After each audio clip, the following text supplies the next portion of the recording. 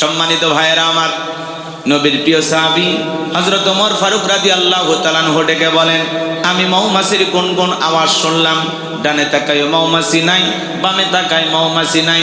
নবীজির চেহারা মোবারকের দিকে তাকায় দেখি নবীজি ফিসফিস করে কি যেন তেলাওয়াত করতেছেন। হযরত ওমর ফারুক ডেকে বলেন, আমার বোঝার বাকি রইল না, আসমান থেকে নবীজির উপরে কোরআনুল কারীম নাজিল হচ্ছে আর বিশ্ব নবী কোরআনুল কারীম রিসিভ করতে ব্যস্ত। বলুন সুবহানাল্লাহ। মৌমাছির গুনগুন আওয়াজ হইলে কোরআনুল কারীম নাজিল হয়। দপ্তরি ছুটির ঘন্টায় বাড়ি মারে টন টন আওয়াজ হইলে কোরআনুল কারীম নাজিল হয়। নবীজি যখন ঘোড়ার উপরে থাকতেন ওই সময় যদি কোরআনুল কারীম নাজিল হইতো, ওহির ভারে ঘোড়ার পাগুলো বালুর ভিতরে ডুবে যেত। বলুন আল্লাহু আকবার। নবী যখন উটের উপরে থাকতেন ওই সময় যদি কোরআনুল কারীম নাজিল হইতো, ওহির ভারে উটের মাথা জমিনের সঙ্গে লেগে যেত। এক সাহাবী রানের উপরে মাথা রেখে নবীজি আরাম ফরমাচ্ছেন, ওই সময় কোরআনুল কারীম নাজিল হলো। সাহাবী ডেকে বলেন, আমার কাছে মনে হয় আমার রানটা ফেটে যাবে, আমার কাছে মনে হয় আমার রানের উপরে পাহাড় চেপে ধরা হয়েছে। তাহলে কোরআনুল কারীমের একটা আলাদা ওয়েট, আলাদা একটা ওজন আছে না নাই? জীবনের প্রথম ওই রিসিভ করতে গিয়ে নবীজির শরীর মোবারকে জ্বর পর্যন্ত এসেছিল। দীর্ঘ 23টি বছরে আল্লাহ রাব্বুল আলামিন তার হাবিবের উপরে কোরআনুল কারীম নাজিল করেছেন। এই কোরআনের সম্মান মর্যাদা কত আমরা বুঝি না। এমনও মুসলমান 40, 50, 60 বছর বয়স হয়ে গেছে, আল্লাহর কোরআনটা কোনোদিন খুলেও দেখে নাই। এমনও কপাল পোড়া আছে না না? আল্লাহ কি মেসেজ পাঠিয়েছেন, কি চিঠি পাঠিয়েছেন, কি কিতাব পাঠিয়েছেন? আসমানি শ্রেষ্ঠ কিতাব কোরআনুল কারীম প্রত্যেকটা মুসলমানের পড়া দরকার আছে না নাই? এই কোরআনের সাথে সম্পর্ক থাকার কারণে একটা রিহালের দাম বেড়ে গেছে, কাপড়ের দাম বেড়ে গেছে, কাগজের দাম বেড়ে গেছে। কোরআনুল কারীম যেই রাত্রিতে নাজিল হয়েছে রাতের দাম বেড়ে গেছে, যেই মাসে নাজিল হয়েছে মাসের দাম বেড়ে গেছে, যেই নবীর উপরে নাজিল হয়েছে সেই নবীর সম্মান মর্যাদা বেড়ে গেছে। সেই কোরআনের সাথে প্রত্যেকটা ইমানদার মুসলমানের যদি সম্পর্ক থাকে, বলেন তো আপনার আমার দাম কমবে না বাড়বে? তাহলে সন্তানদেরকে ছোটবেলায় মাদ্রাসায় দেওয়ার দরকার আছে না নাই? এই যে ছেলেটা হাফেজ হইল আর ভাগ্যবান, যে মা এই সন্তানটাকে গর্ভ ধারণ করেছে, যেই বাবা এই ছেলেটাকে জন্ম দিয়েছে, ওই মা বাবা হলো ধরনীর শ্রেষ্ঠ মা বাবা, যাদের সন্তান হয়েছে হাফেজে কোরআন। এমন সন্তান আল্লাহ আমাদেরকে ঘরে ঘরে দান করেন। চিল্লা এখন আমিন। আরেকটু জোরে বলেন আমিন। তাহলে সন্তানকে যদি মানুষের মতো মানুষ বানাইতে চান, মাদ্রাসায় পড়াইতে হবে। যে সন্তানগুলো মাদ্রাসায় পড়ে হাফেজ হবে, আলেম হবে, দ্বীনের দায়ী হবে, এরা কোনোদিন মা বাবাকে কষ্ট দেবে না, পিতা মাতাকে কোনোদিন বৃদ্ধাশ্রমে পাঠাবে না। মাদ্রাসা পড়ুয়া কোনো আলেম হাফেজ মা বাবাকে অসম্মান করে কথা বলে না। দুনিয়াতে যদি ভালো থাকতে চান, ছেলেটারে মাদ্রাসায় পড়াবেন, মেয়েটারে মাদ্রাসায় পড়াবেন। পারবো তো ইনশাআল্লাহ?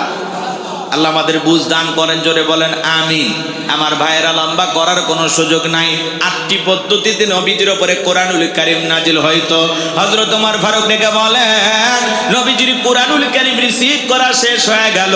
বিশ্ব নবী সাহাবায়ে কেরামদের দিকে মুখ ঘুরে ডেকে বলেন, আমার সাহাবীরা, এই মাত্র আসমান থেকে জিবরাইল এসে আমার উপরে সূরা আল মুমিনুনের 10টি আয়াত কারিমা নাযিল করে জানাতে গেলেন, নবী গো, এই 10টি আয়াতের ভিতরে আল্লাহ রাব্বুল আলামিন তার আদরের মুমিন বান্দাদের জন্য 7টি কোয়ালিটি নিয়ে আলোচনা করেছেন, 7টি গুণাবলী নিয়ে আলোচনা করেছেন।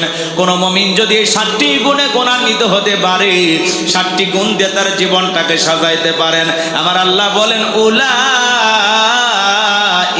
হুমুল ওয়ারিসুন আল্লাযীনা ইয়ারিসুনাল ফিরদাউস হুম ফিহা খালিদুন।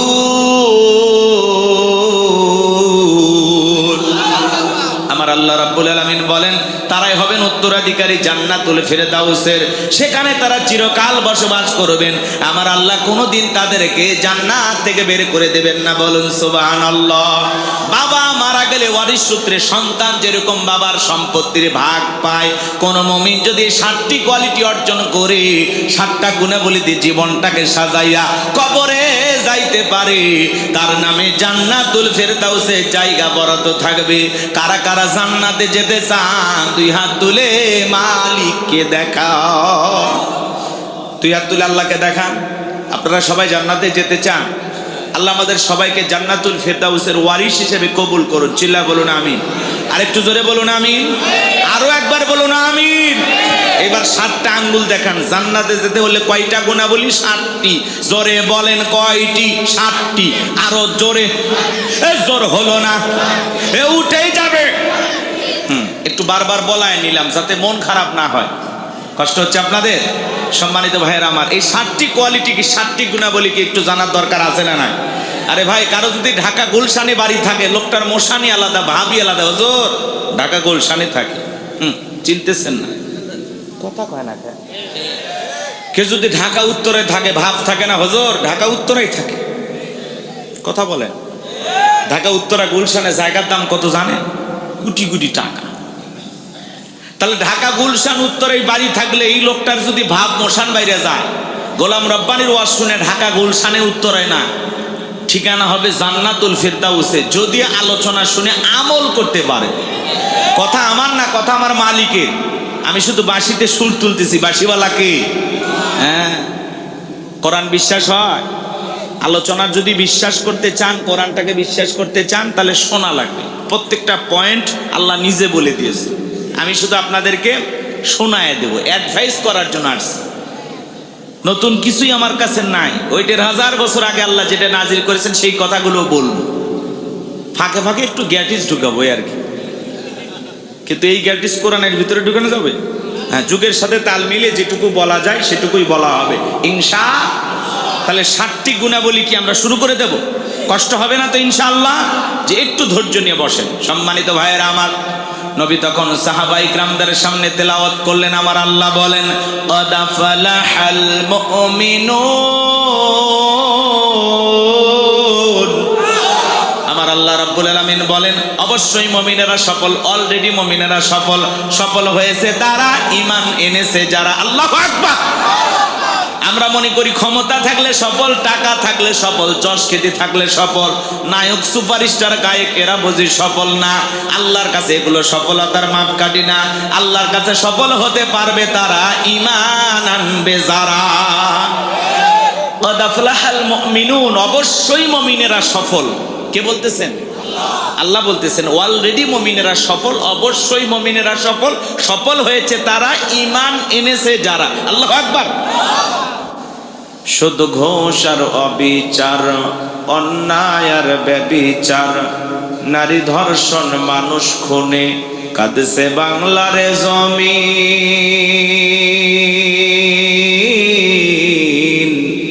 বিদায় হতে চলেছেন নবীজির রক্তে মাখা দিন। সিডি আর টেলিভিশন, ইন্টারনেট আর মোবাইল ফোন কেড়ে নিল মানুষের মন। খোদার কালাম লাঞ্ছিত হয়ে কাঁদছে রাতে দিন। বিদায় হতে চলেছেন নবীজির রক্তে মাখা দিন। তবে মানুষ তোমরা মনে রেখো, তবে মানুষ তোমরা মনে রেখো, একদিন তোর সোনার শরীর থাকবে না রে আর।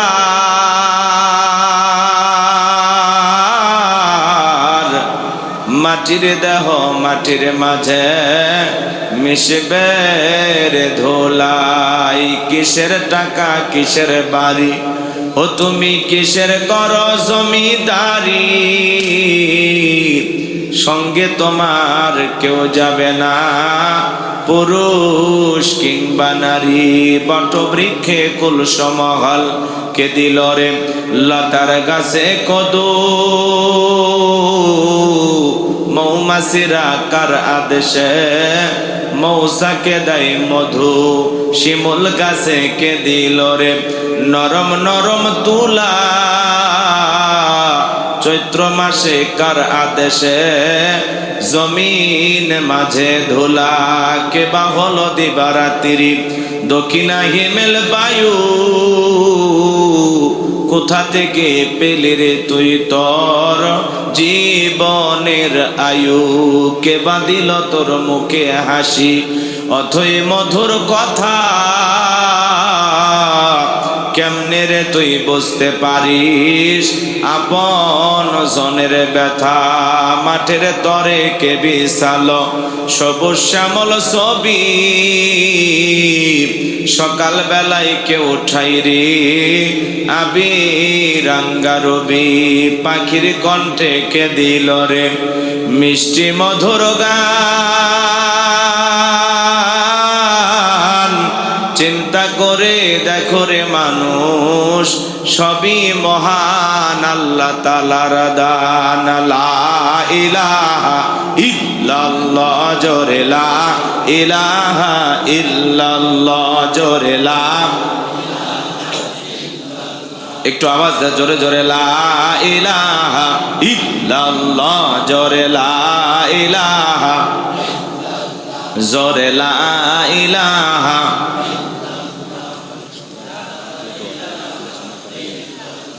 জোরে লা ইলাহা ইল্লাল্লাহ জোরে লা ইলাহা,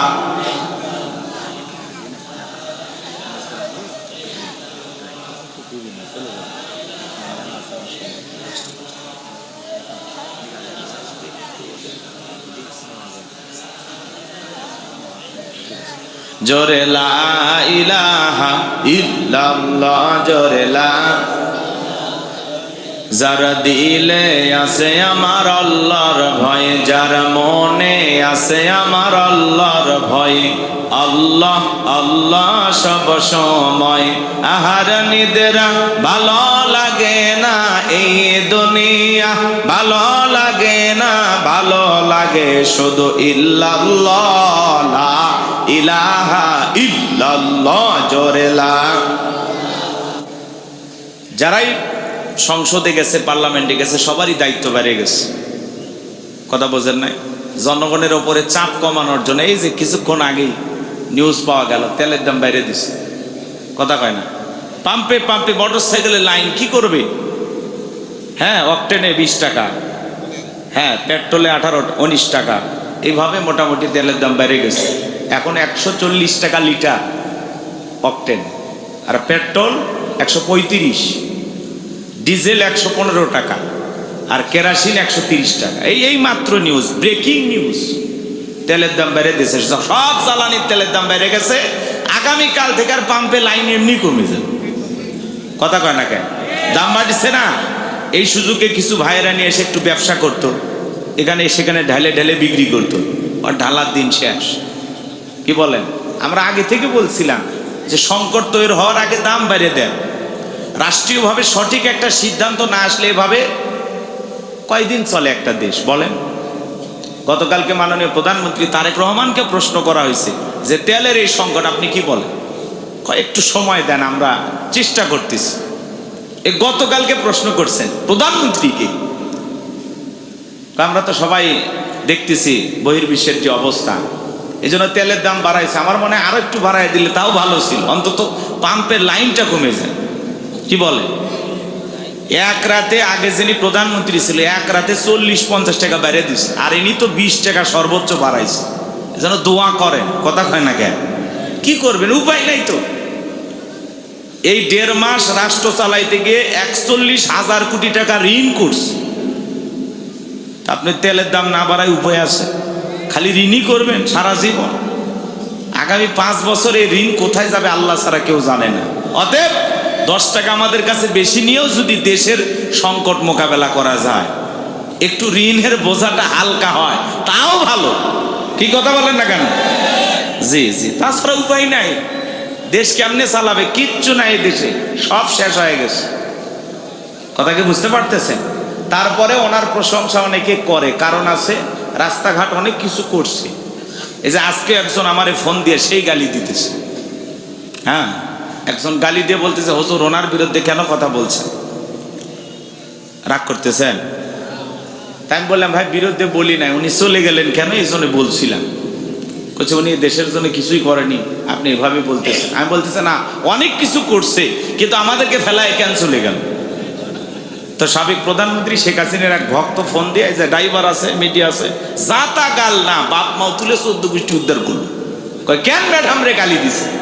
আমি কি আসলে গালি দিছি? গালি দেই নাই, আমি শুধু বলছি কেন আমাদের ফেলায় চলে গেলেন। তো যিনি চলে গেছেন, প্রত্যেকটা নিউজে এখন দেখেন না, তাকে ফ্যাসিস্ট বলা হয়, জুলুম বা সরকার বলা হয়। আগে তো সব মিডিয়া ওনারই দালালি করছে, কথা কর না কেন? তো হাওয়া বদল হয়ে গেছে, ওই জন্য আমরাও দুই একটা কথা বলছি।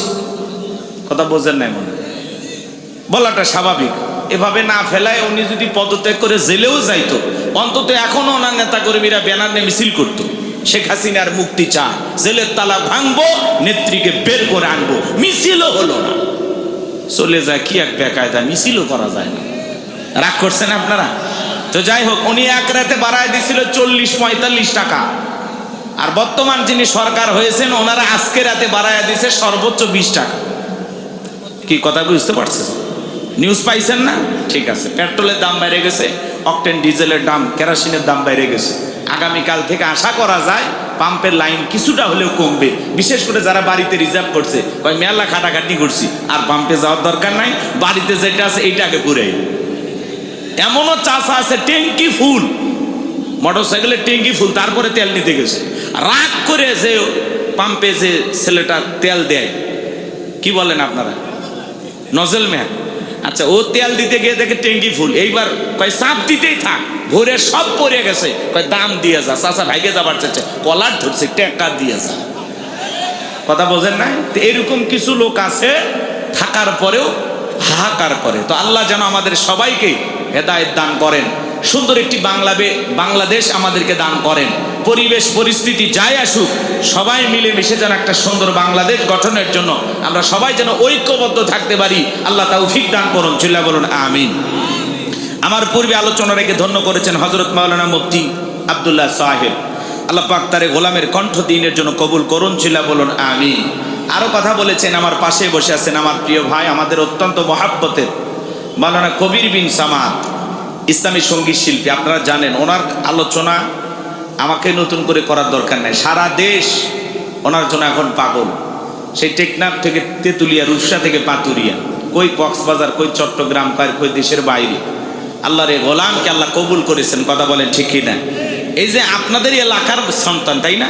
এ পাশেই বলছে, পাশের ইউনিয়নে বাড়ি হুজুর, তারপরেও বক্তা আসছে, তারপরে কয় না আর একটা গান গাওয়া লাগে। তার মানে কি মহাব্বত, কি ভালোবাসা। আর প্রবাসীদেরকে নিয়ে যে গানটা গাইলো, মায়ের যে কথাগুলো বললো, আমার চোখে পানি ছলছল করতেছিল। আমি প্রবাসী না, তারপরে মায়ের প্রতি সকল সন্তানের আবেগ আছে না নাই? তো আল্লাহ যেন ভাইয়ের কণ্ঠকে কিয়ামত পর্যন্ত কবুল করেন। চিল্লা বলেন আমি। আল্লাহ পাক প্রিয় ভাইকে সুস্থতার সহিত নেক হায়াত দান করুন। চিল্লা বলুন আমিন। মঞ্চ উপস্থিত সম্মানিত উলামা ইকরাম, সামনে বসা পিতৃ সমতুল্য মুরব্বী বাবাজিরা, কলিজার টুকরা প্রাণবী যুবক ভাইরা, ছোট্ট ছোট্ট সোনামানিকেরা, সবাইকে নিয়ে মহান রবের দরবারে সিজদাবনত চিত্তে কালিমাতুশ শুকুর আদায় করে পড়ছি আলহামদুলিল্লাহ। বিশ্ব নবীর প্রতি দরুদ ও সালাম।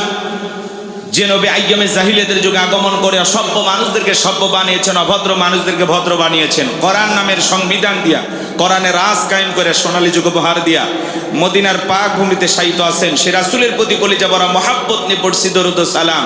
সকলেই পড়ুন সাল্লাল্লাহু আলাইহি ওয়াসাল্লাম। সম্মানিত ভাইয়ের আমার, ভূমিকায় লম্বা কথা নয়, সরাসরি মূল আলোচনায় প্রবেশ করতে চাই, কারণ গভীর রাত।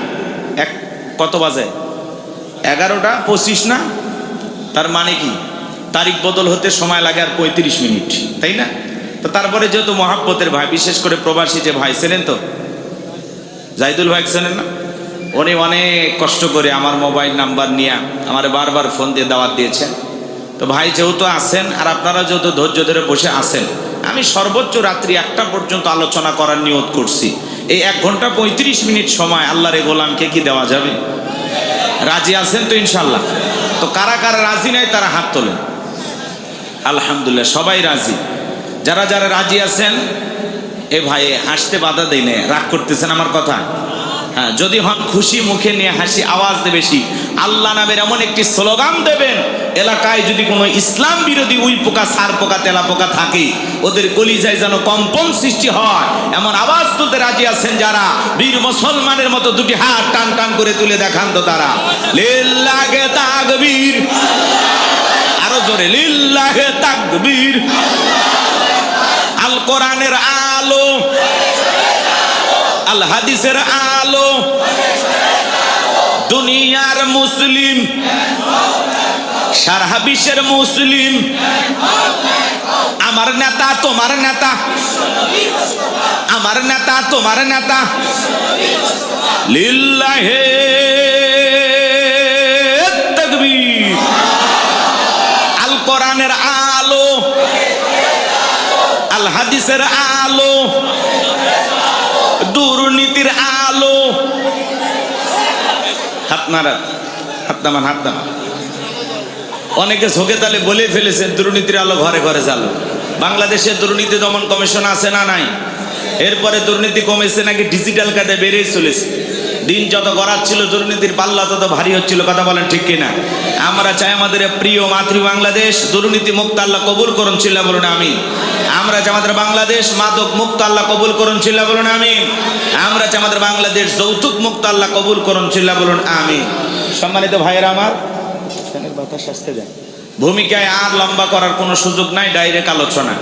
হাত তুলে ওয়াদা দিয়েছেন রাত 1টা পর্যন্ত থাকবেন তো ইনশাল্লাহ? জি, নিজেদের ওয়াদাটা ঠিক রাখবেন আশা করি। চলুন, আর কোনো কথা নাই। যুবক যারা আসছেন, জি ভাই, যুবক যারা আসছেন নিরাশ হবা না।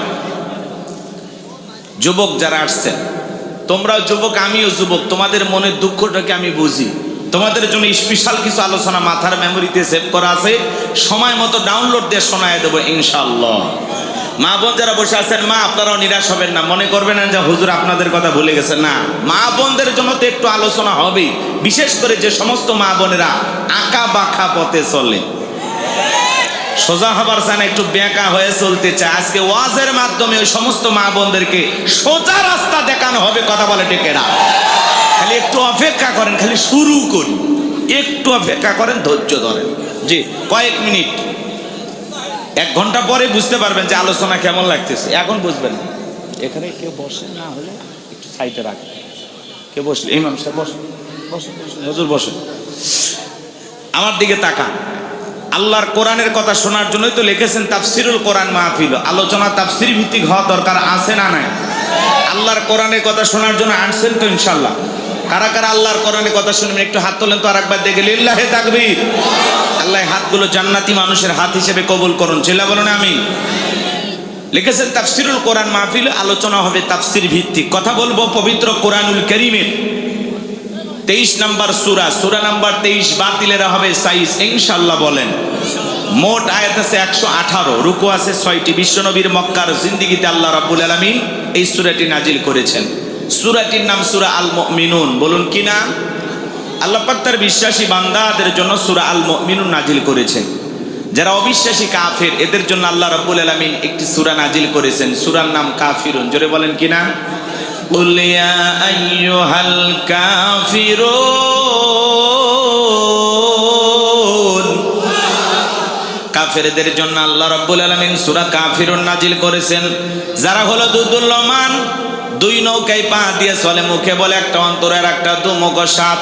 বৃষ্টি যেই দিকে ছাতা ধরে সেদিকে গোলালু মার্কা সব তরকারিতে চলে। সুবিধাবাদ জিন্দাবাদ। যারা গাছের গোড়া কেটে মাথায় পানি ঢালে, ওদের নাম কি? মুনাফিক। এই মুনাফিকদের জন্য আল্লাহ রাব্বুল আলামিন একটি সূরা নাজিল করেছেন, সূরাটির নাম হলো মুনাফিকুন। কি নাম? মুনাফিকদের স্বভাব হলো ইসলাম নামের গাছের গোড়া কেটে মাথায় পানি ঢালে। কথা বলেন না কেন? চুপ করে থাক ধোকাবাজ, চোখে তোদের নাহি লাজ। চুপ করে থাক ধোকাবাজ, চোখে তোদের নাহি লাজ। গোড়া কেটে মাথায় ডালো পানি, তোদের চিনি আর কতকাল করবি রে শয়তানি। মুনাফিকেরা সুযোগ পাইলে ইসলামকে নিজের হাতে জবাই করে। কথা বোঝেন নাই? এই মুনাফিক মার্কা মুসলমানের দ্বারা ইসলামের সবচেয়ে বেশি ক্ষতি হয়। গুতাগুতি কি অমুসলিমের সাথে বেশি লাগে না মুসলমানের সাথে?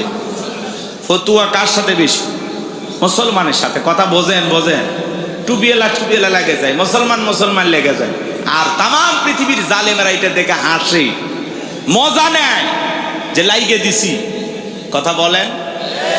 মুসলমানেরা যতদিন পর্যন্ত এই ফতুয়াবাজি, একে অপরের দোষারোপ এগুলো করা না বন্ধ করবে, ততদিন পর্যন্ত মুসলমানের দ্বারা এই সমাজে কখনো আল্লাহর দ্বীন প্রতিষ্ঠিত হবে না। কথা বলেন ঠিক কিনা?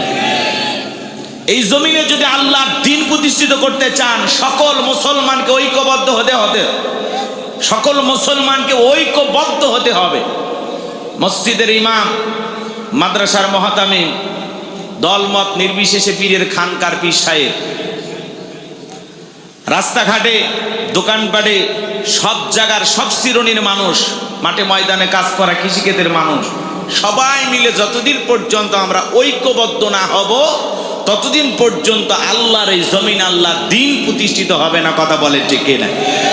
আমরা আছি খালি গুতাগুতি নিয়ে, আমিন আসতে না জোরে, দল্লিন না জল্লিন, নবী নূরের তৈরি না মাটির তৈরি, টুপি লম্বা না খাটো, পাঞ্জাবি সাদা না কালো। কথা বলেন না কেন? আমরা সেগুলো নিয়ে আমরা ফতুয়া নিয়ে গুতাগুতি করি, আর জালেমেরা পুরো পৃথিবীর নেতৃত্ব আর কর্তৃত্ব দেওয়ার জন্য কিভাবে টিকে থাকা যায় এইটা নিয়ে ব্যস্ত। কথা বলেন ঠিক কিনা? আর আমরা মাঝে মাঝে বলি আমাদের সিয়ারের কোনো লোভ নাই। তো সিয়ারে না গেলে জীবনে কোনোদিন গিয়ার চালু করতে পারবেন না। কথা বোঝেন না? মানে কি চাচা আমি রাগ করতেছেন? ক্ষমতা না থাকলে আপনি কিছু করতে পারবেন না। সম্মানিত ভাইয়েরা আমার, একটু অপেক্ষা করেন, সামনে গেলে মজা পাবেন। যে কথা বলতে, টুপি দাড়ি থাকার পরে মুনাফিক হতে পারে, হজ করার পরে আলহাজ মুনাফিক হতে পারে। নবীর পিছনে নামাজ পড়ে লোকটা যদি মুনাফিক হয়, আপনার আমার পিছনে নামাজ পড়ে তার চাইতে বড়টা হবে। কথা বলেন ঠিক কি না? এই জন্য মুনাফিকেরা বড় কঠিন বাজান। হিন্দু বৌদ্ধ খ্রিস্টানদের ভিতর থেকে মুনাফিকের জন্ম হয় না, মুনাফিকের জন্ম হয় মুসলমানের ভিতর থেকে। কথা বলেন ঠিক কি না? আমার বিশ্বাস যশোরের মাটিতে কোনো মুনাফিকের জায়গা নাই। যশোরের মাটি আল্লাহওয়ালাদের ঘাঁটি, যশোরের মাটি ইসলামী আন্দোলনের ঘাঁটি। যশোরের মানুষ খাঁটি ইমানদার নির্ভেজাল মুসলমান, এটা আমার দিলে বলে, কিন্তু আসলে কতটুকু কি আপনারাই ভালো জানেন।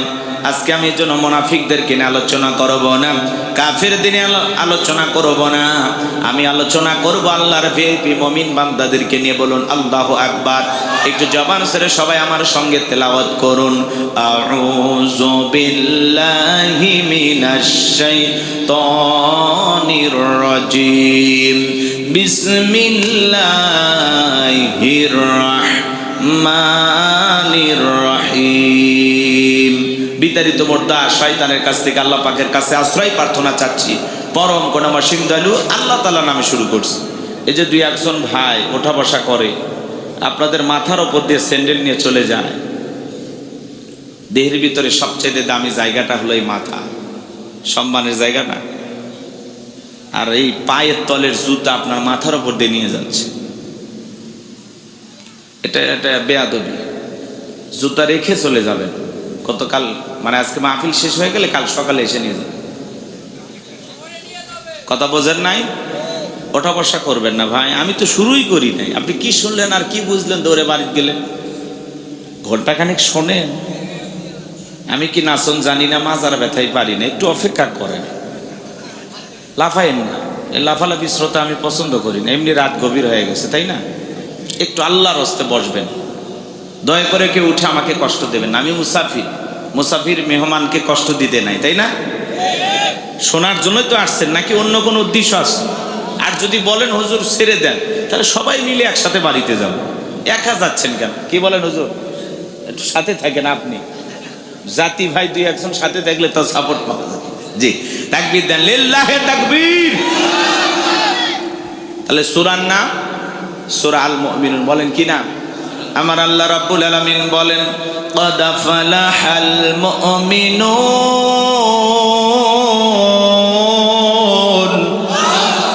যে কোনো আয়াত বা সূরার তাফসীর করতে হলে কোন প্রেক্ষাপটে কোন সময় আল্লাহ তাআলা সেই সূরাটি বা আয়াতটি নাজিল করেছেন, সেই নাজিলের প্রেক্ষাপট জানা দরকার আছে না নাই? আরবিতে বলা হয় শানে নজুল। যদি শানে নজুল আলোচনা করা হয় তাহলে তাফসীর বুঝতে সহজ হয়। তাহলে এই সূরাটি কোন প্রেক্ষাপটে কোন সময় নবীজির উপরে আল্লাহ তাআলা নাজিল করেছেন আমাদের একটু জানার দরকার আছে না নাই? আমি কি একটু বলবো, সংক্ষিপ্ত করে একটু বলি, লম্বা করতে গেলে লম্বা হয়ে যাবে। সম্মানিত ভাইয়েরা আমার, নবীর প্রিয় সাহাবী হযরত ওমর ফারুক রাদিয়াল্লাহু তাআলা আনহু ডেকে বলেন, আমি মৌমাছির গুনগুন আওয়াজ শুনলাম। ডানে তাকায় মৌমাছি নাই, বামে তাকায় মৌমাছি নাই। নবীজির চেহারা মোবারকের দিকে তাকায় দেখি নবীজি ফিসফিস করে কি যেন তেলাওয়াত করতেছেন। হযরত ওমর ফারুক ডেকে বলেন, আমার বোঝার বাকি রইল না, আসমান থেকে নবীজির উপরে কোরআনুল কারীম নাজিল হচ্ছে আর বিশ্ব নবী কোরআনুল কারীম রিসিভ করতে ব্যস্ত। বলুন সুবহানাল্লাহ। মৌমাছির গুনগুন আওয়াজ হইলে কোরআনুল কারীম নাজিল হয়। দপ্তরি ছুটির ঘন্টায় বাড়ি মারে টন টন আওয়াজ হইলে কোরআনুল কারীম নাজিল হয়। নবীজি যখন ঘোড়ার উপরে থাকতেন ওই সময় যদি কোরআনুল কারীম নাজিল হইতো, ওহির ভারে ঘোড়ার পাগুলো বালুর ভিতরে ডেবে যেত। বলুন আল্লাহু আকবার। নবী যখন উটের উপরে থাকতেন ওই সময় যদি কোরআনুল কারীম নাজিল হইতো, ওহির ভারে উটের মাথা জমিনের সঙ্গে লেগে যেত। এক সাহাবী রানের উপরে মাথা রেখে নবীজি আরাম ফরমাচ্ছেন, ওই সময় কোরআনুল কারীম নাজিল হলো। সাহাবী ডেকে বলেন, আমার কাছে মনে হয় আমার রানটা ফেটে যাবে, আমার কাছে মনে হয় আমার রানের উপরে পাহাড় চেপে ধরা হয়েছে। তাহলে কোরআনুল কারীমের একটা আলাদা ওয়েট, আলাদা একটা ওজন আছে না নাই? জীবনের প্রথম ওই রিসিভ করতে গিয়ে নবীজির শরীর মোবারকে জ্বর পর্যন্ত এসেছিল। দীর্ঘ 23টি বছরে আল্লাহ রাব্বুল আলামিন তার হাবিবের উপরে কোরআনুল কারীম নাজিল করেছেন। এই কোরআনের সম্মান মর্যাদা কত আমরা বুঝি না। এমন মুসলমান 40, 50, 60 বছর বয়স হয়ে গেছে আল্লাহর কোরআনটা কোনোদিন খুলেও দেখে নাই, এমনও কপাল পোড়া আছে না না? আল্লাহ কি মেসেজ পাঠিয়েছেন, কি চিঠি পাঠিয়েছেন, কি কিতাব পাঠিয়েছেন? আসমানি শ্রেষ্ঠ কিতাব কোরআনুল কারীম প্রত্যেকটা মুসলমানের পড়া দরকার আছে না নাই? এই কোরআনের সাথে সম্পর্ক থাকার কারণে একটা রিহালের দাম বেড়ে গেছে, কাপড়ের দাম বেড়ে গেছে, কাগজের দাম বেড়ে গেছে। কোরআনুল কারীম যেই রাত্রিতে নাজিল হয়েছে রাতের দাম বেড়ে গেছে, যেই মাসে নাজিল হয়েছে মাসের দাম বেড়ে গেছে, যেই নবীর উপরে নাজিল হয়েছে সেই নবীর সম্মান মর্যাদা বেড়ে গেছে। সেই কোরআনের সাথে প্রত্যেকটা ইমানদার মুসলমানের যদি সম্পর্ক থাকে, বলেন তো আপনার আমার দাম কমবে না বাড়বে? তাহলে সন্তানদেরকে ছোটবেলায় মাদ্রাসায় দেওয়ার দরকার আছে না নাই? এই যে ছেলেটা হাফেজ হইল আর ভাগ্যবান, যে মা এই সন্তানটাকে গর্ভ ধারণ করেছে, যেই বাবা এই ছেলেটাকে জন্ম দিয়েছে, ওই মা বাবা হলো ধরনের শ্রেষ্ঠ মা বাবা যাদের সন্তান হয়েছে হাফেজে কোরআন। এমন সন্তান আল্লাহ আমাদেরকে ঘরে ঘরে দান করেন। চিল্লা এখন আমিন, আর একটু জোরে বলেন আমিন। তাহলে সন্তানকে যদি মানুষের মতো মানুষ বানাইতে চান, মাদ্রাসায় পড়াইতে হবে। যে সন্তানগুলো মাদ্রাসায় পড়ে হাফেজ হবে, আলেম হবে, দ্বীনের দায়ী হবে, এরা কোনোদিন মা বাবাকে কষ্ট দেবে না, পিতা মাতাকে কোনোদিন বৃদ্ধাশ্রমে পাঠাবে না। মাদ্রাসা পড়ুয়া কোনো আলেম হাফেজ মা বাবাকে অসম্মান করে কথা বলে না। দুনিয়াতে যদি ভালো থাকতে চান ছেলেটারে মাদ্রাসায় পড়াবেন, মেয়েটারে মাদ্রাসায় পড়াবেন। পারবো তো ইনশাআল্লাহ? আল্লাহ আমাদের বুঝ দান করেন, জোরে বলেন আমিন। আমার ভাইয়েরা, লম্বা করার কোনো সুযোগ নাই। 8টি পদ্ধতিতে নবীজির উপরে কোরআনুল কারীম নাজিল হয়তো। হযরত ওমর ফারুক ডেকে বলেন, নবীজির কোরআনুল কারীম রিসিভ করা শেষ হয়ে গেল। বিশ্ব নবী সাহাবায়ে কিরামদের দিকে মুখ ঘুরে ডেকে বলেন, আমার সাহাবীরা, এই মাত্র আসমান থেকে জিবরাইল এসে আমার উপরে সূরা আল মুমিনুনের 10টি আয়াতি কারিমা নাযিল করে জানায় দিয়ে গেলেন, নবী গো, এই 10টি আয়াতের ভিতরে আল্লাহ রাব্বুল আলামিন তার আদরের মুমিন বান্দাদের জন্য 7টি কোয়ালিটি নিয়ে আলোচনা করেছেন, 7টি গুণাবলী নিয়ে আলোচনা করেছেন। কোন মুমিন যদি এই 7টি গুণে গুণান্বিত হতে পারে, 7টি গুণ দিয়ে তার জীবনটাকে সাজাইতে পারেন, আমার আল্লাহ বলেন, উলাইকা হুমুল ওয়ারিসুন আল্লাযীনা ইয়ারিসুনাল ফিরদাউস হুম ফিহা খালিদুন।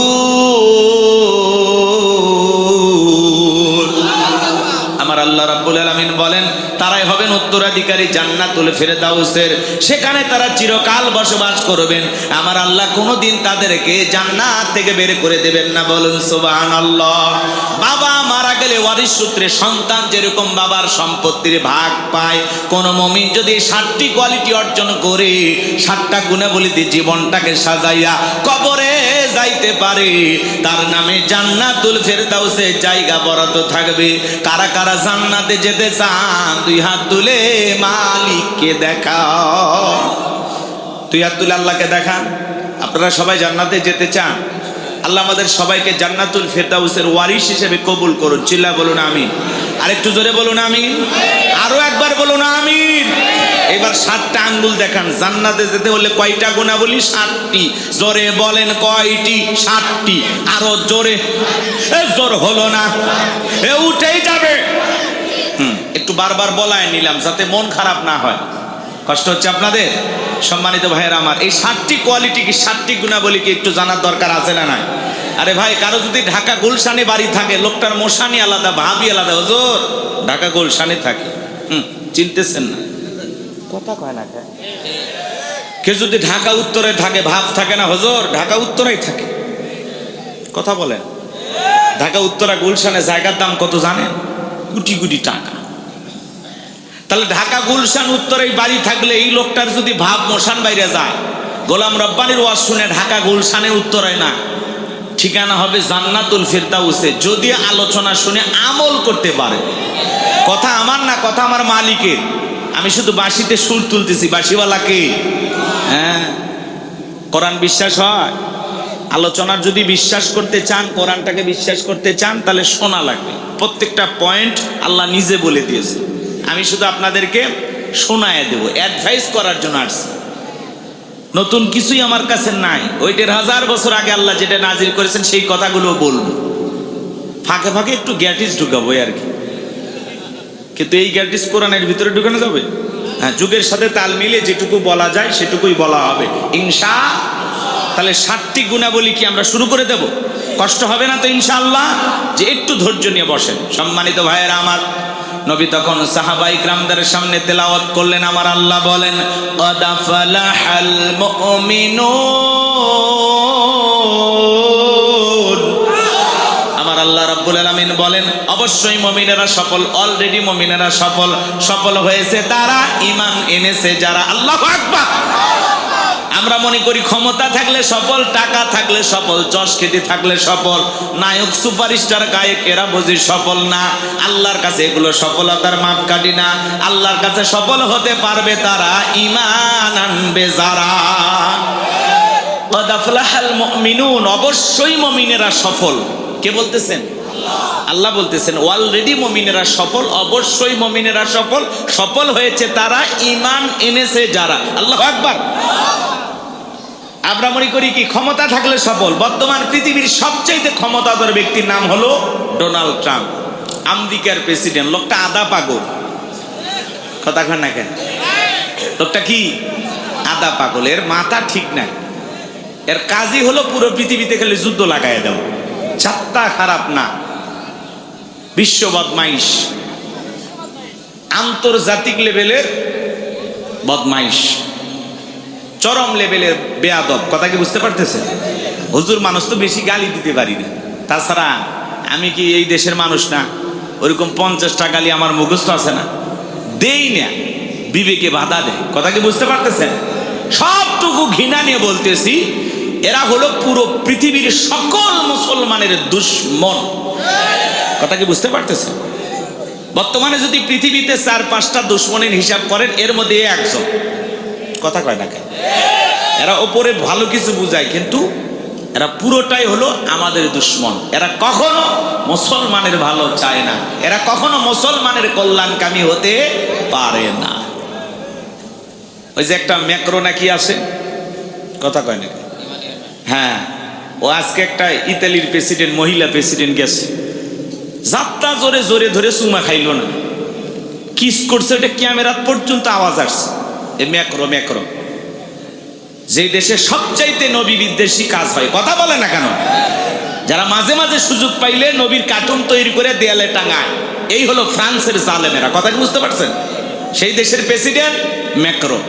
ও আজকে ইতালির এক মহিলা প্রেসিডেন্ট গেছে, গাড়ি থেকে নামতে দেরি, বুকে জড়ায় ধরতে দেরি করে না, তারপর এই গালে একটা কিস, ওই গালে একটা কিস। মহিলা লজ্জায়, অমুসলিম, তারপরে লজ্জায় ঢলে পড়ছে, ও আরো চাপে ধরছে। এই ঢলা ঢলি বলেন, এগুলো কি মেনে নেওয়া যায়? এগুলো কি সভ্য ভদ্র মানুষের কাজ? হোক না অন্য ধর্মের। এক দেশের প্রেসিডেন্ট আর এক দেশের প্রেসিডেন্ট, পুরুষ হইলে না হয় হাত ধরে ঝাঁকাঝাঁকি করে, মহিলা হলেও না হয় হাত ধরলো। জায়েজ না জায়েজ বলে কি লাভ? এরা তো বেঈমান। এরা কি হালাল হারামের ফতুয়া দিয়ে লাভ নাই, এরা তো অমুসলিম, এদের তো ঈমানই নাই। কিসের হালাল কিসের হারাম? এরা পাক্কা বদমাইশ। আমি চিন্তা করলাম আজ থেকে 2-3 বছর আগে প্লেনের ভিতরে এই ম্যাক্রোর বউ যে কায়দা চোয়ার মারছে, আজকে যদি খালি দেখে ইতালির প্রেসিডেন্টকে যেভাবে চুমা খাইছে, ওর বউ যে ওর কয়টা বাজাবে আল্লাহ ছাড়া কেউ জানেন না। রাগ করতেছেন আপনারা? তাহলে এরা হলো কি? বিধর্মী। এদের ভিতরে কোনো সভ্যতা, ভদ্রতা, আদব, আখলাক কিচ্ছু নাই। একটা কুকুরও যা, এরাও তাই। কথা কি বুঝতে পারছেন? জি, কষ্ট হচ্ছে আপনাদের? তাহলে বর্তমান পৃথিবীর সবচাইতে বড় নেতা আমেরিকার প্রেসিডেন্ট ডোনাল্ড ট্রাম্প। আর আপনাদের এই সলুয়া বাজারই বলি, ঠিক আছে তো নাকি বাজারের নাম? সলুয়া বাজারে আল্লাহর একজন বান্দা তরি তরকারি বিক্রি করে, সবজি বিক্রেতা। আজান দেওয়ার পরে আল্লাহর এই গোলাম যদি মসজিদে গিয়ে মাথা নত করে আল্লাহকে সেজদা দেয়, পৃথিবীর বড় নেতা ডোনাল্ড ট্রাম্পের চাইতে সলুয়া বাজারের কাঁচা তরি তরকারি বিক্রি করা সবজি বিক্রেতা ইমানদারের দাম আল্লাহর কাছে কম না বেশি? তার মানে কি বুঝলেন? ইমান আছে যার, আল্লাহর কাছে দাম আছে তার। এই বেঈমানেরা ক্ষমতার দিক দিয়ে দুনিয়াতে সফল হতে পারে, এরা ক্ষমতার দাম্ভিকতায় অহংকারে একটা দেশ আর একটা দেশকে নষ্ট করে দিতে পারে, চুরমার করে দিতে পারে। বেঈমানদের ক্ষমতা দুনিয়ার জমিনে চলবে, মরার পরে সবগুলো বেঈমানকে পিটাইয়া জাহান্নামে পাঠাবেন তিনি কে? এ বাজান গো আমার, এই জন্য আল্লাহ রাব্বুল আলামিন বলেন কদ আফলাহাল মুমিনুন, অবশ্যই মুমিনেরা সফল, অলরেডি মুমিনেরা সফল হয়েছে তারা, ঈমান এনেছে যারা।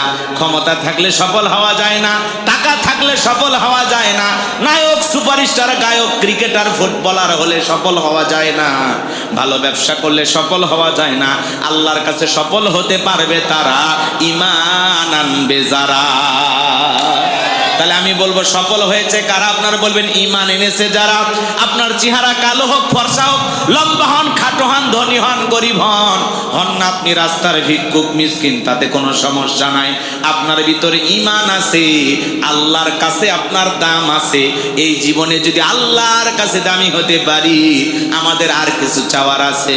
তাহলে আমি বলবো সফল হয়েছে কারা? আপনারা বলবেন ঈমান এনেছে যারা। বলতে পারবেন?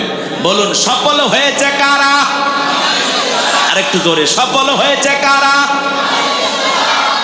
আল্লাহর কাছে সফল হতে পারবে তারা, ঈমান আনবে যারা। বিদেশে যাইতে গেলে কি লাগে? পাসপোর্ট লাগে, ভিসা লাগে। আগে কি লাগে? পাসপোর্ট। পাসপোর্ট ছাড়া ভিসা লাগবে? ঈমান হলো জান্নাতে যাওয়ার পাসপোর্ট। কথা কয় না? যার ঈমান আছে তার জান্নাতের ভিসা লাগবেই, লাগবেই, লাগবেই ইনশাআল্লাহ। কিন্তু যার ঈমান নাই, জান্নাতে যাওয়ার কোনো সুযোগ। জান্নাতে যাইতে গেলে কি লাগে ভাই? ঈমান নামের পাসপোর্ট লাগে। আমার কথা কি বুঝছেন? আল্লাহ যে আমাদের কত ভালোবাসে, আপনি একটু চক্ষু বন্ধ করে 1 মিনিট চিন্তা করলে বের হয়ে আসে। আল্লাহ ভালোবাসা মুসলমানের ঘরে জন্ম দিয়া জান্নাতের রাস্তা একটু আগায় দিছে। সুবহানাল্লাহ কবে না? কি সুবহানাল্লাহ ধার করে বলা লাগবে? আল্লাহ ভালোবাসা পৃথিবীর শ্রেষ্ঠ ধর্ম ইসলাম ধর্মের মানুষ বানাইছে, এজন্য আমরা খুশি না বেজার? আর ইসলাম ধর্মের মানুষ বানায় জান্নাতের রাস্তা আল্লাহ আরেকটু আগায় দিছে। এরপরে পৃথিবীর শ্রেষ্ঠ কিতাব কুরআনুল কারীম দান করে জান্নাতের রাস্তা আল্লাহ আরেকটু আগায় দিছে।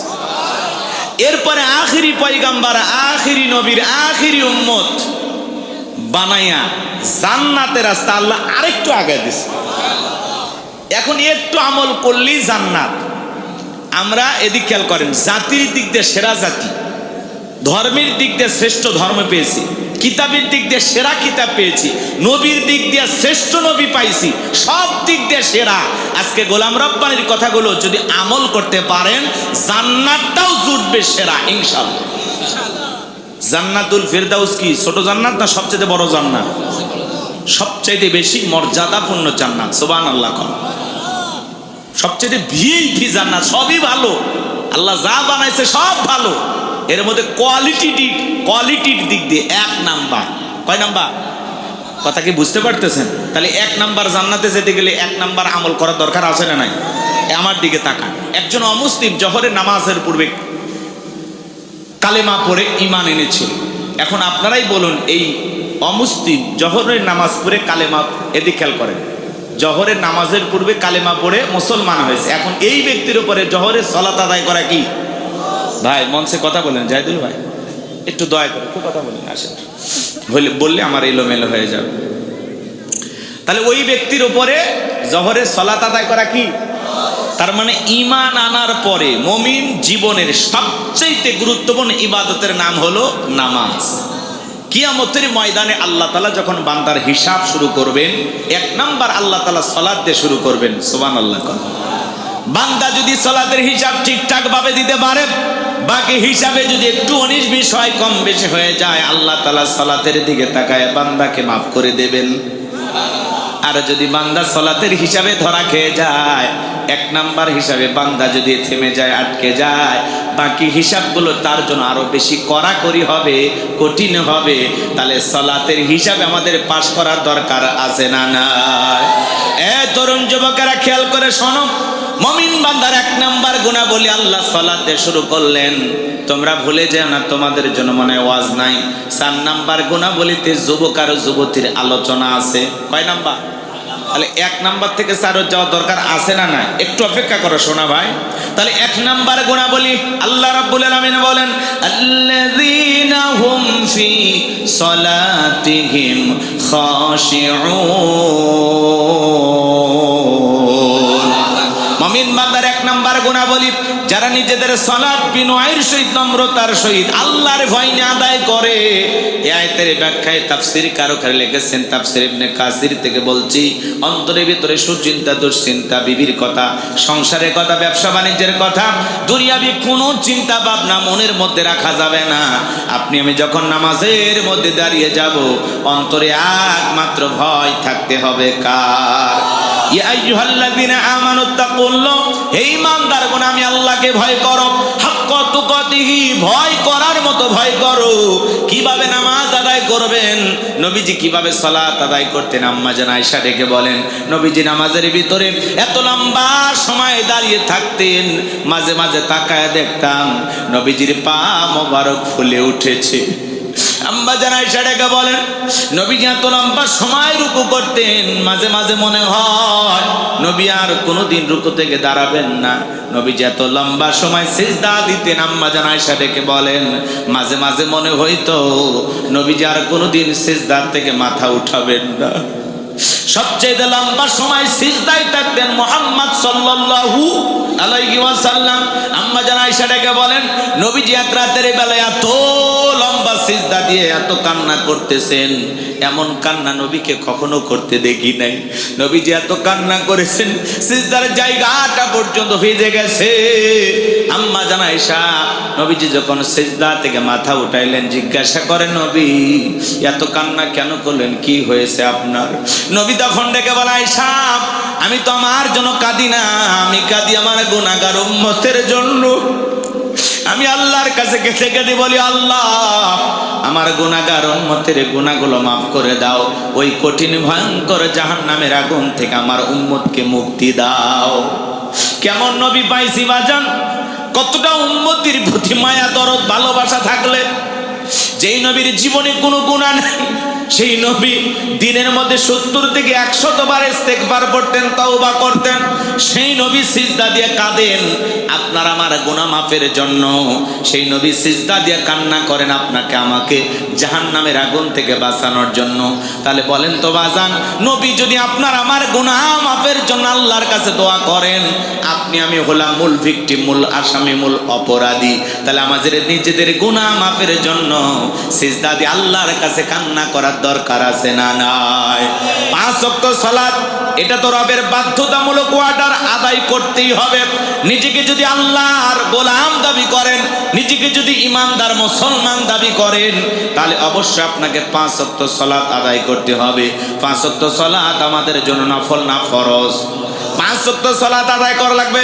পাশাপাশি রাতের গভীর নিশিতে রাতের 1টা 2টা 3টার দিকে উঠা মানের আমার রাতের 1টা 2টা 3টার দিকে উঠা আরামের বিছানা ত্যাগ কইরা, বিবির ভালোবাসা ত্যাগ কইরা, ঠান্ডা পানিতে ওযু বানায়া নিরালায় নিবৃত্তিতে যাই নামাজে দাঁড়িয়ে যাবে যারা আল্লাহর প্রিয় বান্দা, তারা যাই নামাজের মাধ্যমে, রুকু সিজদার মাধ্যমে গভীর নিশিতে যারা তাহাজ্জুদের সালাত আদায় করে আল্লাহর সাথে প্রেম করতে পারবে, এরা জীবনে কোনোদিন ব্যর্থ হবে না। তাহাজ্জুদের নামাজ আদায় করবে যারা, এরা আল্লাহর কাছে যা চাইবে আল্লাহ ওদেরকে তাই দেবে। কথা বলুন ঠিক কিনা? এইজন্য আল্লাহ রাব্বুল আলামিন বলেন, ওয়াল্লাযীনা ইয়াবিতুনা লিরাব্বিহিম সুজদাও ওয়া কিয়ামা। যারা রাত্রি জাগরণ করে আমি আল্লাহকে সিজদা দেয়, আমি আল্লাহর জন্য দণ্ডায়মান হয়ে যায়।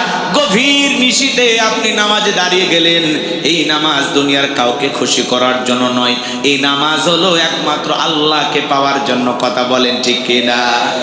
তাহাজ্জুদের জায় নামাজের মাধ্যমে, রুকু সিজদার মাধ্যমে রাত্রি জাগরণ করে আল্লাহর সাথে প্রেম করতে হবে। কথা বলে ঠিক কিনা?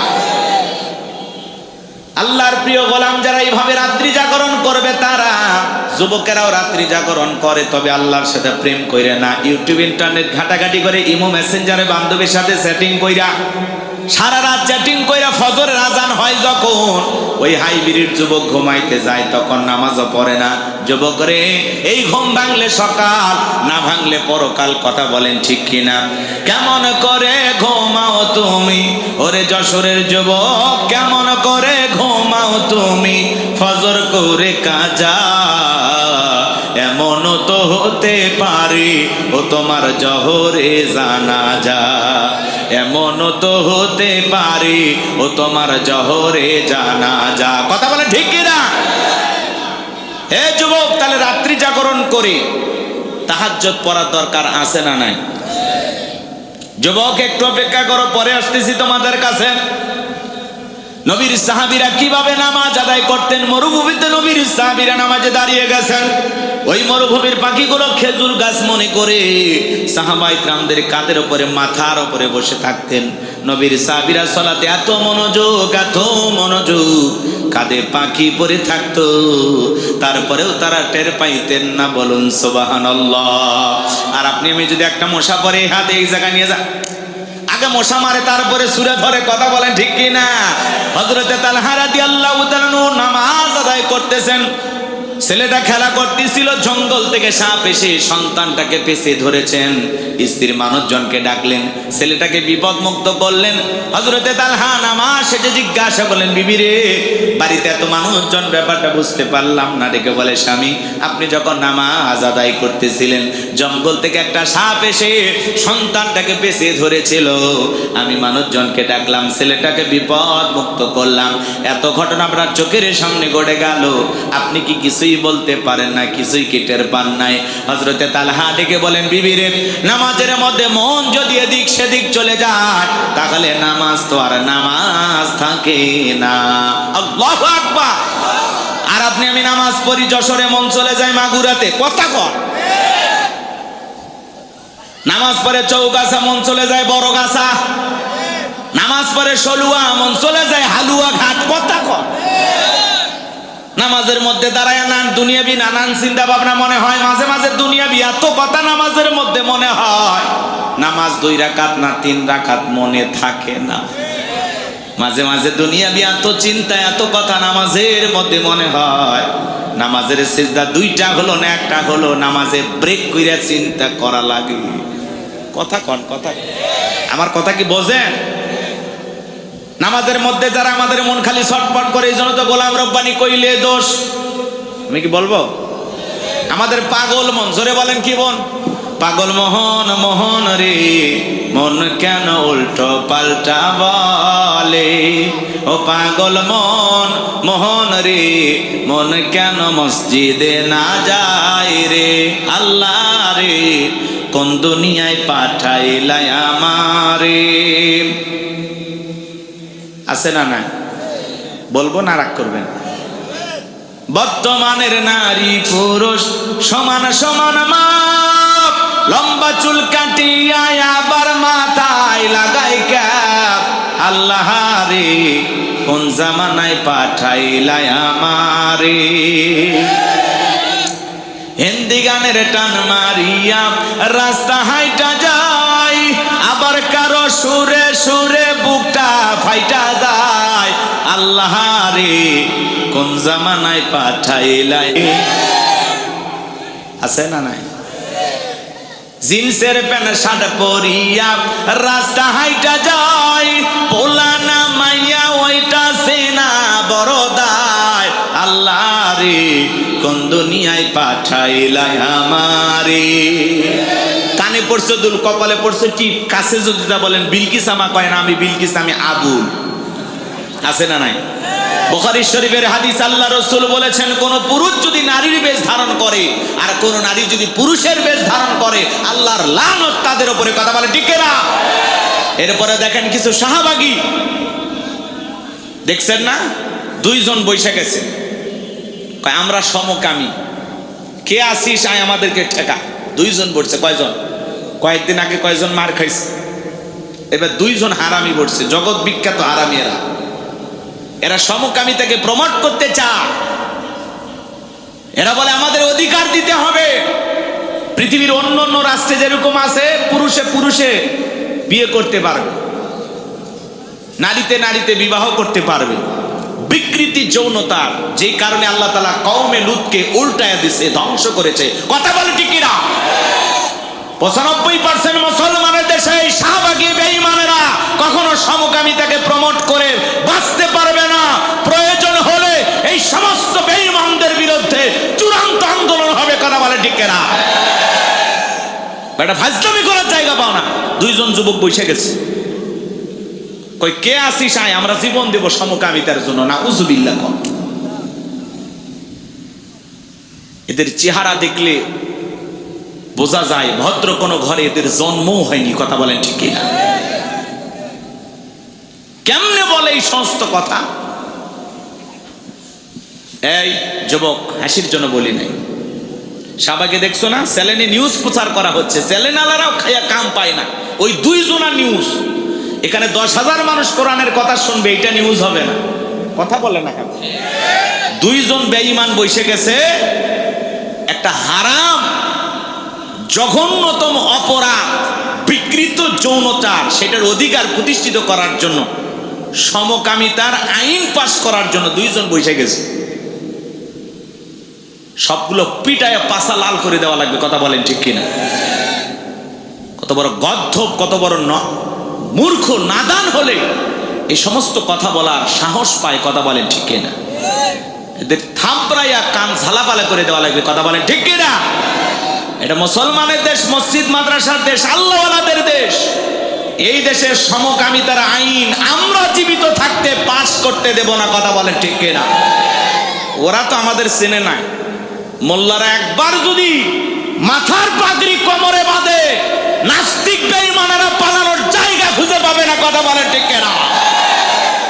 আমরা শান্ত আছি, আমাদেরকে খেপাবেন না। হুজুরেরা যদি একবার ধরে কি হবে আপনি কল্পনা করতে পারবেন না।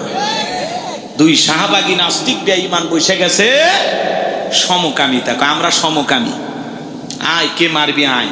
Banner ছাপাইছে, banner.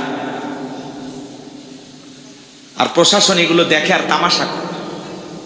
কথা বলেন না কেন? এক গজব ছিল শরীফের গল্প। ছেলে ভাবতে পারবে মনে মনে যে আমি একটা মহিলা, আবার মহিলা মনে মনে ভাববে আমি পুরুষ। এই মনে মনে ভাবলে কি সব পরিবর্তন হয়? এর ভিতরে গভীর ষড়যন্ত্র আছে। এগুলো আমরা জীবিত থাকতে এই দেশে কখনো প্রতিষ্ঠিত হতে দেব না ইনশাআল্লাহ। কথা বলেন না কেন? রাগ করতেছেন আমার কথা? তাহলে যেই দুই যুবক বসে গেছে, এই দুই যুবকের শাস্তি হওয়ার দরকার আছে না নাই? শাস্তি হওয়ার দরকার আছে না নাই? কারা কারা আছেন একটু হাত তুলে দেখান তো, একটা তাকবীর দেন, লিল্লাহি তাকবীর। আমরা জীবিত থাকতে এই দেশে কখনো এই সমকামিতার আইন পাশ করতে দেব না। যে সমস্ত নাস্তিক বেঈমানেরা এগুলো উস্কে দেবে, ওদের আমরা ঠ্যাং ভেঙে দেবো। কথা কোন ঠিক না? এগুলো বললে আবার বলবে হুজুর উস্কে দিছে, আবার কঠিন জ্বালা, কইলেও জ্বালা না কইলেও জ্বালা। আমার বন্ধুগণ গভীর মনোযোগ দিয়ে কথাগুলো শুনে যান। খারাপ লাগতেছে নাকি? এদেশে এত স্বাধীনতা আছে, এরপরেও নারীরা নারীদের মতো চলে, পুরুষেরা পুরুষের মতো চলে, তৃতীয় লিঙ্গের মানুষ যারা আছে তারাও চলে। আমরা কাউকে বাধা দেই না।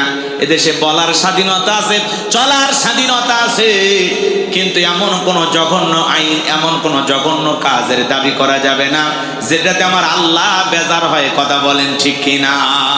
এই জন্য মা বোনদের বলে যায়, মা যুগের সাথে তাল মিলায় উলঙ্গপানা বেহাপানা হয়ে চলা যাবে না। মা পর্দা পুশিদা করে চলবেন। নারীদের জন্য পর্দা করা নফল না ফরজ।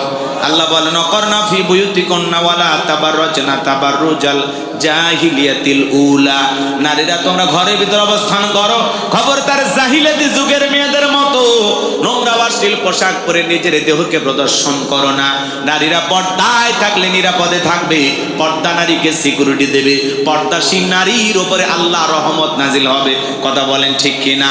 এদেশে পোশাকের এত স্বাধীনতা, এরপরেও ঢাকা শহরে কিছু মা বোনেরা আন্দোলন করে বলে পোশাকের স্বাধীনতা চাই। কেমন স্বাধীনতা? বলে দাদি নানি ব্লাউজ ছাড়া শাড়ি পরেছিল, আমরা পড়তে চাই, আপত্তি করি নাই।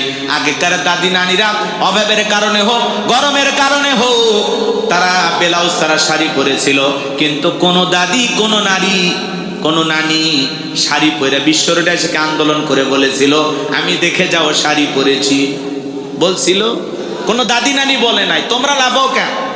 এরা ব্লাউজ ছাড়াই এমন কায়দায় শাড়ি পরেছে, পুরো পিঠটা ফাঁকা রাখছে, মনে হয় আর্জেন্টিনা আর ব্রাজিলের ফাইনাল ম্যাচ হবে। কথা বলেন ঠিক কিনা? এরা পোশাকের স্বাধীনতার নামে এদেশে অশ্লীলতাকে প্রমোট করতে চায়, উলঙ্গপানা বেহাপানা ছাড়াই দিতে চায়। আমরা মুসলমানেরা জীবিত থাকতে আমাদের সন্তানদেরকে, ভবিষ্যৎ প্রজন্মদেরকে এইভাবে ধ্বংস হতে দেয়া যাবে না। কথা বলেন ঠিক কিনা? এই জন্য নারীদেরকে পর্দায় রাখবেন। বিশেষ প্রয়োজনে বাহিরে গেলে মা ঢিলা ঢালা বোরকা পরবেন, হাত মোজা পা মোজা লাগাবেন মা, নিজের রূপ সৌন্দর্য ঢেকে রাখবেন মা। আপনার রূপ সৌন্দর্য দেখার পৃথিবীতে একজন পুরুষ, তার নাম হলো স্বামী। স্বামীর সামনে যত সাজুগুজু করবেন কোনো বাধা নাই মা। আপনার স্বামীর সামনে আপনি সব সৌন্দর্য প্রদর্শন করতে পারবেন। প্রত্যেকটা নারীর উচিত তার সৌন্দর্য দিয়া তার স্বামীকে খুশি রাখা। কথা বলেন ঠিক কিনা? কিন্তু ওরা স্বামীর সামনে সাজে না, সাজে মার্কেটে গেলে, বিয়ের বাড়ির দাওয়াত পাইলে, বাপের বাড়িতে গেলে। কথা কন? স্বামীর সামনে সিরা থ্রি পিস পরে চাকরানির মতো ঘুমায়, সারাদিন বাড়ির কাজ কাম করে এমন অবস্থা, শরীর থেকে গন্ধ বের হয়। কথা কন না কেন? এই জন্য নারী জাতিকে বলতেছি মা, রাতের বেলায় ঘুমানোর আগে নিজেকে পরিপাটি করে, সুন্দর করে, পরিষ্কার পরিচ্ছন্ন করে, বাড়ির সবচাইতে নতুন জামাটা পইরা স্বামীর জন্য রাতের বেলায় এসে যে অপেক্ষা করবেন, যাতে আপনার বল্টুর বাপ বাড়িতে আসার সঙ্গে সঙ্গে দরজা খোলা মাত্র একটা সুন্দর করে মুচকি হাসি দিয়ে সালাম দিবেন। আপনার স্বামী সালামের জবাব দিয়ে যেন হা করে তাকায় থাকে আর বলে তুমি কে?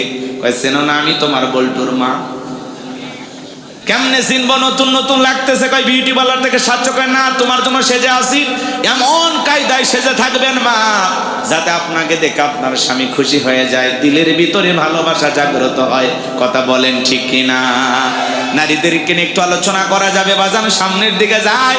আমি যে কথা বলতে চাচ্ছিলাম, তাহলে নামাজের মধ্যে দাঁড়ায়া আমাদের মন খালি এদিক সেদিক যায়। কথা কম যায় না? নামাজের ব্যাপারে আমরা বড্ড তাড়াহুড়ো করি। এক চাচা আমি এত তাড়াহুড়ো করে ওযু করছে, এক ঠ্যাং না ধুয়ে চাচা মসজিদে ঢুকছে, টাইসালা মসজিদ পিছলে খায়, চাচা একদিক লুঙ্গি একদিক, তাও বলে আল্লাহু আকবার। মানুষ বলে চাচা আগে লুঙ্গি ঠিক করেন, কারণ আগে জামাত দড়ি আছে না নাই? নামাজের ব্যাপারে দ্বারা আমরা বড্ড তাড়াহুড়ো করি।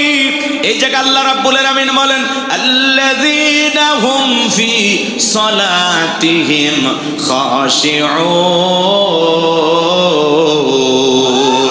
আমার আল্লাহ বলেন যারা নিজেদের সালাত বিনয়ের সহিত, নম্রতার সহিত, আল্লাহর ভয় নিয়ে আদায় করে। কার ভয়? কার ভয়? একটা রাষ্ট্রপতি প্রধানমন্ত্রীর সামনে যদি যান, কি করবেন? কি করবেন?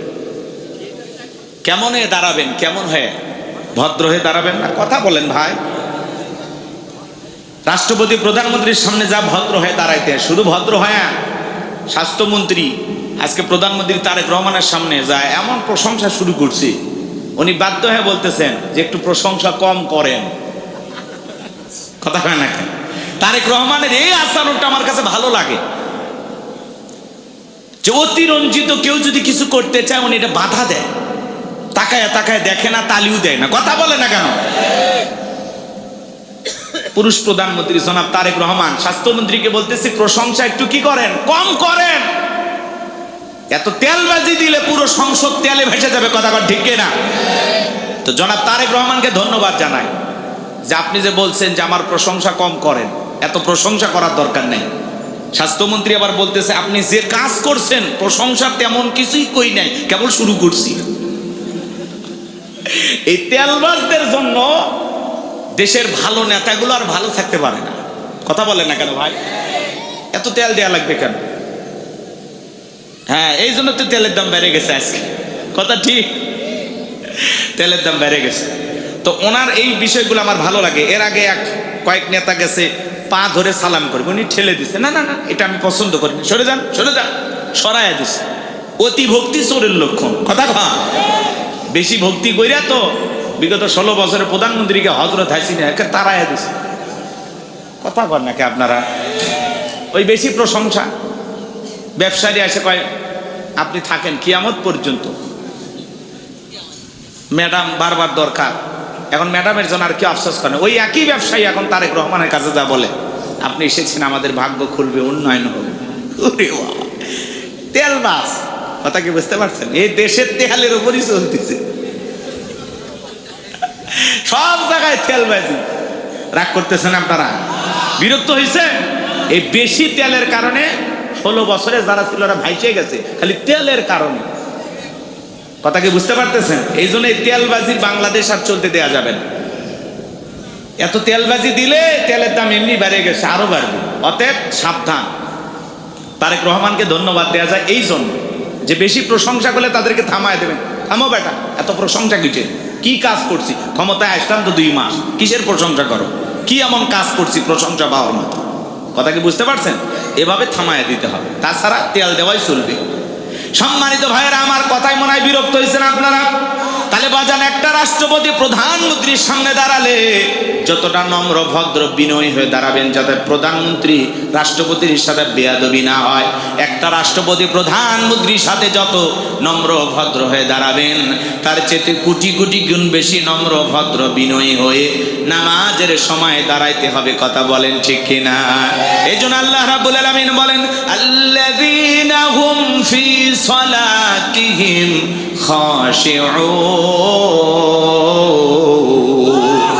আমার আল্লাহ রাব্বুল আলামিন বলেন যারা নিজেদের সালাত বিনয়ের সহিত নম্রতার সহিত আল্লাহর ভয় নিয়ে খুশু খুজু ভাব নিয়ে আদায় করে।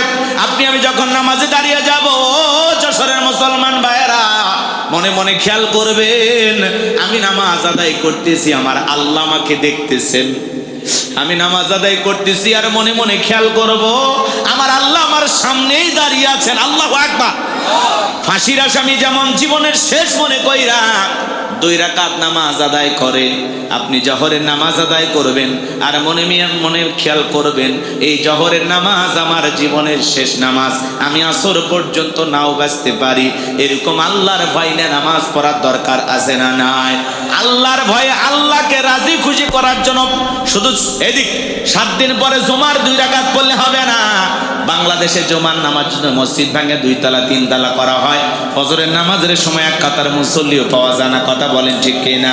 শুধুমাত্র আল্লাহকে রাজি খুশি করার জন্য কারা কারা 5 ওয়াক্ত নামাজ আদায় করবেন 2টা হাত তুলে মালিককে দেখান। আল্লাহ আমাদের সবাইকে 5 ওয়াক্ত নামাজি বানায় দেন। চিল্লা কোন আমিন, আরেকটু জোরে বলেন আমিন। হাত মানে এবার মুমিন বান্দার 2 নম্বরে গুণাবলী। যুবক রেডি হও, এরপরই স্যার আসতেছে আস্তে আস্তে। 2 নম্বর গুণাবলী, ওয়াল্লাযীনা হুম আনিল লাগবি মুরিদুন। মুমিন বান্দার 2 নম্বর গুণাবলী, অনার্থক কথাবার্তা বলা যাবে না, আজে বাজে কথা বলা যাবে না। এক জায়গায় বৈশা 2-3 ঘন্টা গল্প, অমুক খারাপ তমুক খারাপ, এ ভালো না সে ভালো না। মনে হয় গীবত কমিটির সভাপতি সেক্রেটারি বসে গেছে, আছে না নাই? এলাকার সব তত্ত্ব ওনার কাছে আছে না না? কথা বলে না কেন? গীবত, পরনিন্দা, চকলখুরি আমাদের ভিতরে আছে না নাই? চা খাচ্ছে, মানে চায়ের কাপে ঝড় তুলছে, ঝড়। বিবিসি নিউজ কথা কয়, চাচা দেখছেন না? এই জন্য মুরব্বী চাচা চা খাচ্ছেন, খান, এত গল্প কে? আপনার এই জবানের প্রত্যেকটা কথা আল্লাহ রেকর্ড করতেছেন। মা ইয়ালফিজু মিন কাউলিন ইল্লা লাদাইহি রাকিবুন আতীদ। বান্দা এমন কোন কথা বলে না, এমন কোন কর্মকাণ্ড করে না যা রেকর্ড করার জন্য আমার ফেরেশতারা নাই। আপনার জবানের প্রত্যেকটা কথা আল্লাহ রেকর্ড করতেছেন। প্রত্যেকটা কথার ব্যাপারে আল্লাহর কাছে একদিন জবাবদিহিতা করতে হবে। মোবাইলে রিসার্চ করে কথা বলতে হয়। জিহ্বাটা, জবানটা রিসার্চ করে যদি কথা বলা লাগতো, মানুষ ভয়ে কথা বলা বন্ধ করে দিত। কথা বলা ঠিক কিনা? যেন জবান দিয়ে যা ইচ্ছা তাই বলা যাবে না। মুমিন বান্দা জবান দিয়ে কথা বলবে ততটুকু, প্রয়োজন যতটুকু। যেই কথাগুলো বললে সব হবে, অতিরিক্ত কথা বলা থেকে জিহ্বাটারে কন্ট্রোল করা লাগবে। কথা কয় না? কথা। আল্লাহ রসুল বলেছেন, তোমরা যদি 2টা জিনিস কন্ট্রোল করতে পারো, 2টা জিনিসের হেফাজত করতে পারো, আমি নবী তোমাদের জান্নাতের জিম্মাদারি নেব। 1 নাম্বার হলো 2 চলের মাঝখানে থাকা নরম জিহ্বা আর 2 উরুর মাঝখানে থাকা লজ্জাস্থান। এই 2টা যদি হেফাজত করতে পারো, আমি নবী তোমাদের জান্নাতের জিম্মাদারি নিলাম। বলুন সুবহানাল্লাহ। তাহলে বলুন, জিহ্বাটারে কন্ট্রোল করা দরকার আছে না নাই? চাচা এত কথা বলেন কেন? চা খাচ্ছেন, খান। এক জায়গায় বসে 2টা গল্প করবেন, কম করে করেন, এত কথা কেন? অপ্রয়োজনীয় কথা বলা থেকে চুপ থাকেন। মান সমাতা নাজা, চুপ থাকলেও আপনি নাজাত পাবেন। জবানটা বন্ধ রাখলেন মানে গুনাহ থেকে বেঁচে থাকলেন। কথা কয় না? পারবো তো ইনশাআল্লাহ? ভাই আমি তো তাফসিরুল কোরআন মাহফিল ভেবে তাফসির ভিত্তিক আলোচনা করতেছি, কারণ কার কেমন লাগতেছে ওটা দেখার দরকার নাই। 5 জন মানুষও যদি আমার আলোচনা বোঝে আলহামদুলিল্লাহ। ভাইরাল বক্তা তো অনেকে আসে দেখার জন্য, আর কয় হুজুর আপনার ওয়াজ আমার পকেটে। কি করবেন? কিচ্ছু করার নাই। রাগ করতেছেন? তাহলে এই দিক 2 নাম্বার গুণাবলী, জবান দিয়ে সে কথা বলবো যে কথা বললে সব হয়, অনার্থক কথাবার্তা বলবো না। মুমিন বান্দার 2 নাম্বার গুণাবলী, মুমিন বান্দার টাকা পয়সা হলে মুমিন বান্দা অনার্থক কাজ করবে না। মুমিনের টাকা দিয়ে সিনেমা হল হবে না, যাত্রা গানের আয়োজন করবে না, গানের কনসার্ট দেবে না, মদের বার দেবে না, সিনেমা হল বানাবে না। মুমিনের টাকা হলে মুমিন মসজিদ বানাবে, মাদ্রাসা বানাবে, ঈদগাহ মাঠ বানাবে, কবরস্থান বানাবে, রাস্তার মধ্যে ফলের গাছ লাগায় দিবে, পুকুরের ঘাট বানায় দিবে। মুমিনের টাকা দিয়া ভালো কাজ হবে। রেজাইদুল ইসলাম ভাই লক্ষ লক্ষ টাকা প্রবাসী ভাইদের কাছ থেকে নিয়ে আসছে, ভালো কাজের জন্য, নিজেও দিয়েছেন। কথা কন না কেন? আবার ওনার বাড়িতে মেহমানদারি করাইতেছেন। এই যে হাজার হাজার টাকা খরচ করতেছেন, কেন? উদ্দেশ্য ভালো না খারাপ? কথাকে বোঝেন নাই? এই যে সমস্ত ভাইয়েরা হাফেজ সাহেবকে গিফট দিলেন, কেন? ভালো কাজে টাকা ব্যয় করছেন। কথা বোঝেন? যাত্রার প্যান্ডেলে নর্তকীর নাচ দেখে টাকার বান্ডিল ছুঁড়ে মারে। কথা কর। আর হাফিজে কোরআন হাফেজ হয়েছে সম্মানেতে, কেউ গিফট দিয়েছে টাকা পয়সা বিভিন্ন কিছু, তারে হাদিয়া দিলেন, খুশি হয়েছেন কে? কথা কি বুঝতে পারতেছেন? আপনার সম্পদ যা আছে, টাকা পয়সা যা আছে, ব্যয় হবে ভালো কাজে। এই জন্য মমিন বান্দার 2 নাম্বার গুণাবলী, মমিনের টাকা হলে মমিন মসজিদ মাদ্রাসা বানাবে, ঈদগাহ মাঠ বানাবে, কবরস্থান বানাবে, ভালো ভালো কাজে টাকা ব্যয় করবে। কথা বলেন ঠিক কিনা? মমিন বান্দার 2 নাম্বার গুণাবলী, মমিন বান্দা এই কান দিয়ে অনার্থক আজে বাজে গান বাদ্য শ্রবণ করবে না। যুবক রে, কানের ভিতর ইয়ারফোন লাগায় গান শোনো, রূপবানে নাচে কমর দোলাইয়া, আল্লাহর ফেরেশতারা কবর এনে পিটাবে ঝোলাইয়া ঝোলাইয়া। আল্লাহ কান গান শোনার জন্য দেয় নাই। সিরাজগঞ্জের এক যুবক কানের ভিতর ইয়ারফোন লাগাইয়া রেল লাইনে হেঁটে যাচ্ছে, ট্রেন আছে ধাক্কা মেরে 3 টুকরা করে থুয়ে গেছে। মরার পরেও কানের ভিতর ইয়ারফোন লাগানো ছিল। এখন কবরে যা, ফেরেশতারা তোর জায়গা মতো বাদ্যযন্ত্র বাজাবে। কথা বলেন ঠিক কিনা? যুবক কানের ভিতরে ইয়ারফোন লাগায় গান শুনতে শুনতে ঘুমের মধ্যে চলে গেল। এই অবস্থায় যদি তোমার মৃত্যু হয়, মৃত্যুটা ভালো না খারাপ? আজে বাজে গান শোনে, পাখি আমার আপন ছিল না, কথা কয় না কেন? কত উল্টা পাল্টা গান। যুবক এই থামো, শিল্পী খুঁজে পাওয়া যাচ্ছে না, ফেটে যাচ্ছে। শিল্পী কাকে খোঁজো? হ্যাঁ, কত আজে বাজে গান যুবকদের। যাই হোক বাজান, বলতে গেলে রাগ করবেন, সামনে যাই, একটু অপেক্ষা করেন। বিরক্ত হয়েছেন আমার কথা? আগের শিল্পীও না, আগের গানও না। এই চাচারা আগে গান শুনছেন না? পরের জায়গা পরের জমি ঘর বানায় আমি সেই ঘরের মালিক নই। গানের মধ্যে অর্থ ছিল, পোজা ছিল। কথা বলেন, কি শিল্পী আব্দুল আলীম, কি গান, গানের কি সাইজ, গানের অর্থ আছে। আর এখনকার গান আজে বাজে। শিল্পী তার সেরা নাম দিচ্ছে ব্যান্ডের শিল্পী, চুলগুলো মহিলার মতো, গিটার হাতে নিয়ে তেরা বেকা লাফাতে আছে না? কই সকাল বেলা দেখা হলো, বিকেল বেলা হারালে, এটা বলে গান। কুত্তের মতো ঘেউ ঘেউ করতেছে বলে গান।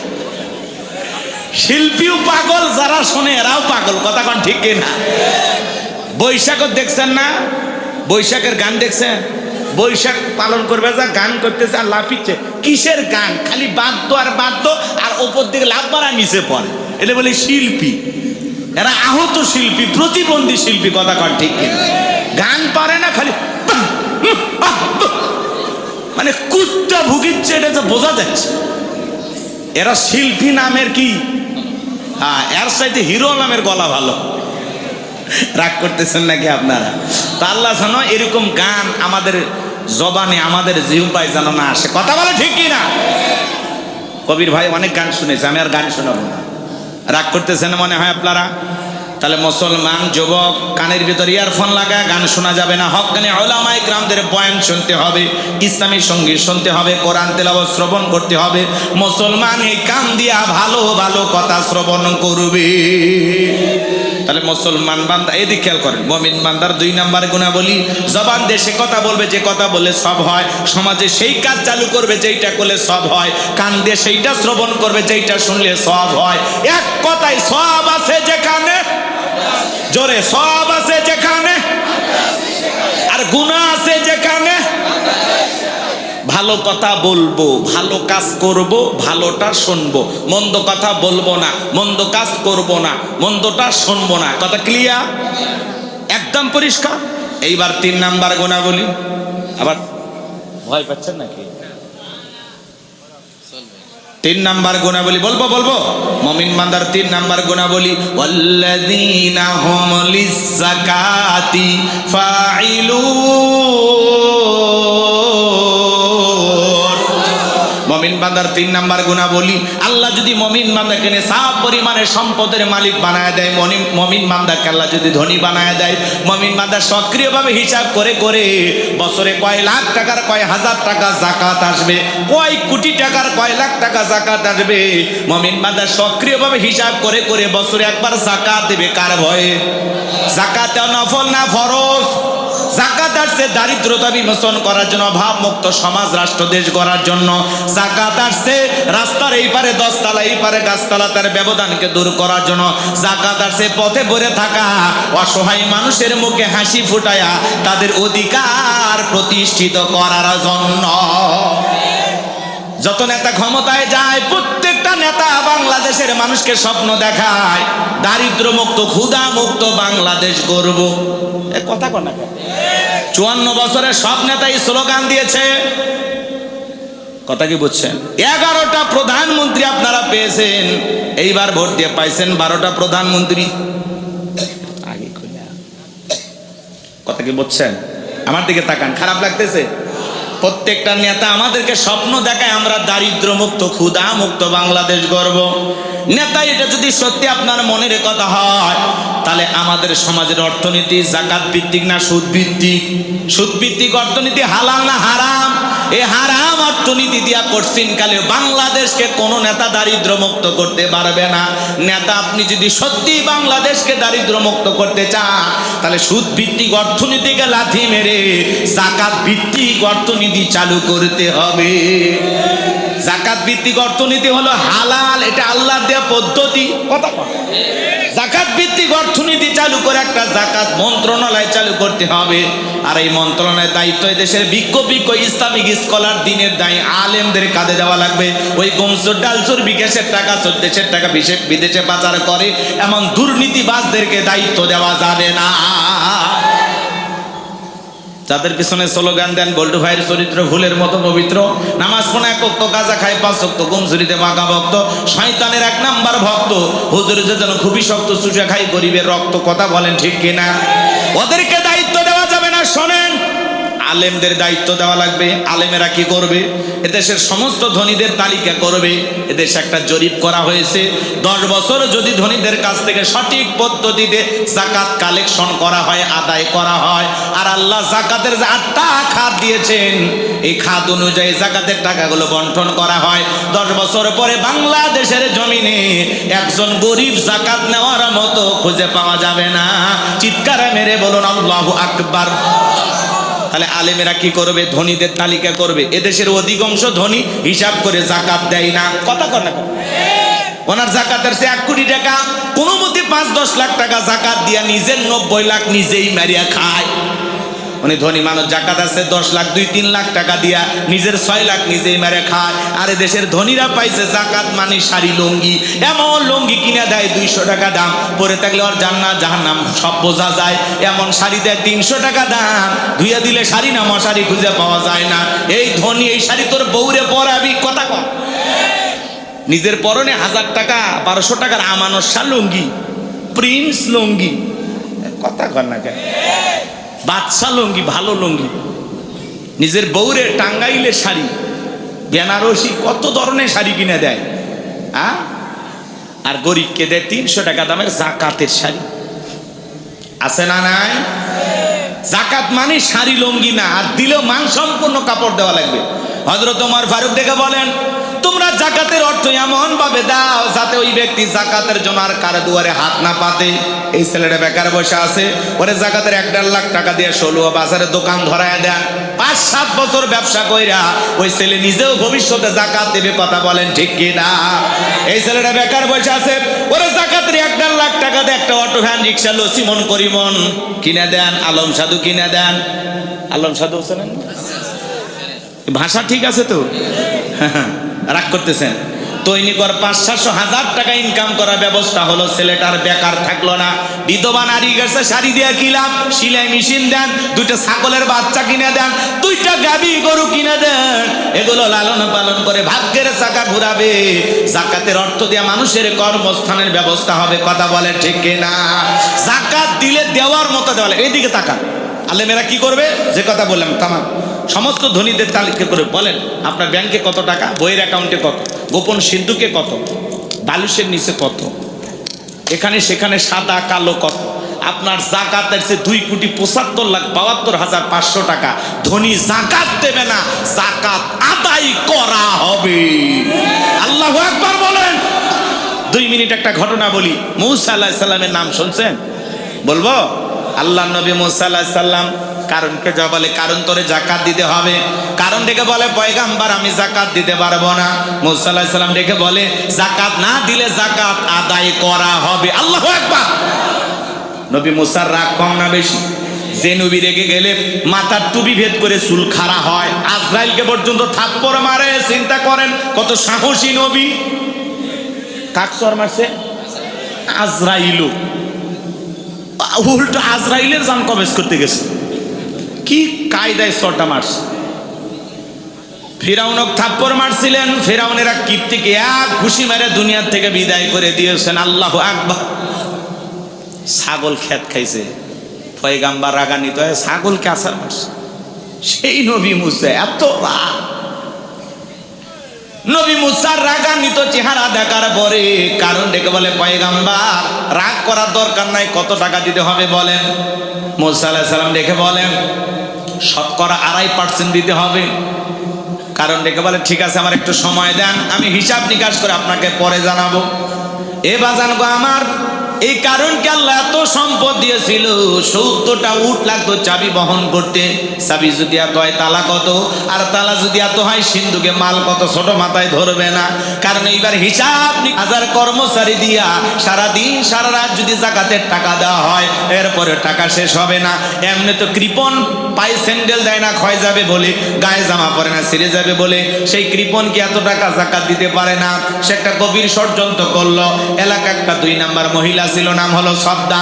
সবদা নামের পতিতার কাছে যা বলে, সবদা রে তোরে 2 বস্তা টাকা দেবো, অ্যাডভান্স হিসেবে আজকে 1 বস্তা টাকা দিলাম, আর আগামীকালকে সাক্ষী দেওয়ার পরে আর 1 বস্তা টাকা দিব। বিনিময়ে আল্লাহ নবী মুসা আলাইহিস সালাম যেই মজলিসে দাঁড়ায় আল্লাহর পথে মানুষকে দাওয়াত দেবে, ওই ভরা মজলিসে দাঁড়ায়া একবার শুধু বলবি, নবী মুসা দিনের বেলা ওয়াজ করে আর রাতের বেলা আমি সবদার সাথে রাত কাটাই। ব্যাস এতটুকু কথা বললেই এনাফ, বাকি যা করার আমি করব। সবদা যেহেতু 2 নাম্বার মহিলা রাজি হয়ে গেল। পরের দিন সকালবেলা আল্লাহ নবী মুসা আলাইহিস সালাম হাজার হাজার জনতার সামনে ওয়াজ করতেছেন, বয়ান করতেছেন। ওই ভরা মজলিসে সবদা মুসা আলাইহিস সালামের আলোচনা শোনার পরে সবদার পাষাণ হৃদয় গইলা চোখ দিয়ে পানি ঝরতেছে। বলেন আল্লাহু আকবার। কান্নি ইশারা দিয়ে বলে, তাড়াতাড়ি দাঁড়া। বলেন আর একটু শুনি। 2 জন লোক পাঠা দিল। ওরা যায় বলে, সবদা গতকাল রাত্রিতে নেতা তোর 1 বস্তা টাকা দিয়েছে অ্যাডভান্স হিসাবে, আজকে সাক্ষী দিলে আর 1 বস্তা টাকা রেডি আছে, সাক্ষী দিয়ে টাকার বস্তাটা নিয়ে চলে যা। সবদা বলে, আর একটু শুনি। বলে না, শুনতে যাওয়া যাবে না। এইবার ভরা মজলিসে সবদাকে জোর করা দাঁড় করে দিল। যখন কারো লাভ মেরে দাঁড়ায় বলে, মুসা রে ওয়াজ বন্ধ কর, তাকায় দেখ 2 নাম্বার মহিলা দাঁড়াইছে। মহিলাটা 2 নাম্বার না 1 নাম্বার? মুসা নবী কি জানে?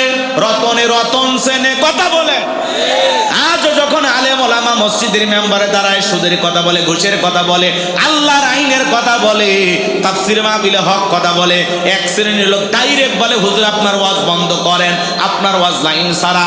হুজুরের ওয়াজ লাইন ছাড়া না, আলেমদেরকে কথা বলতে বাধা দেয় যারা, ওরাই হলো তার সেরা।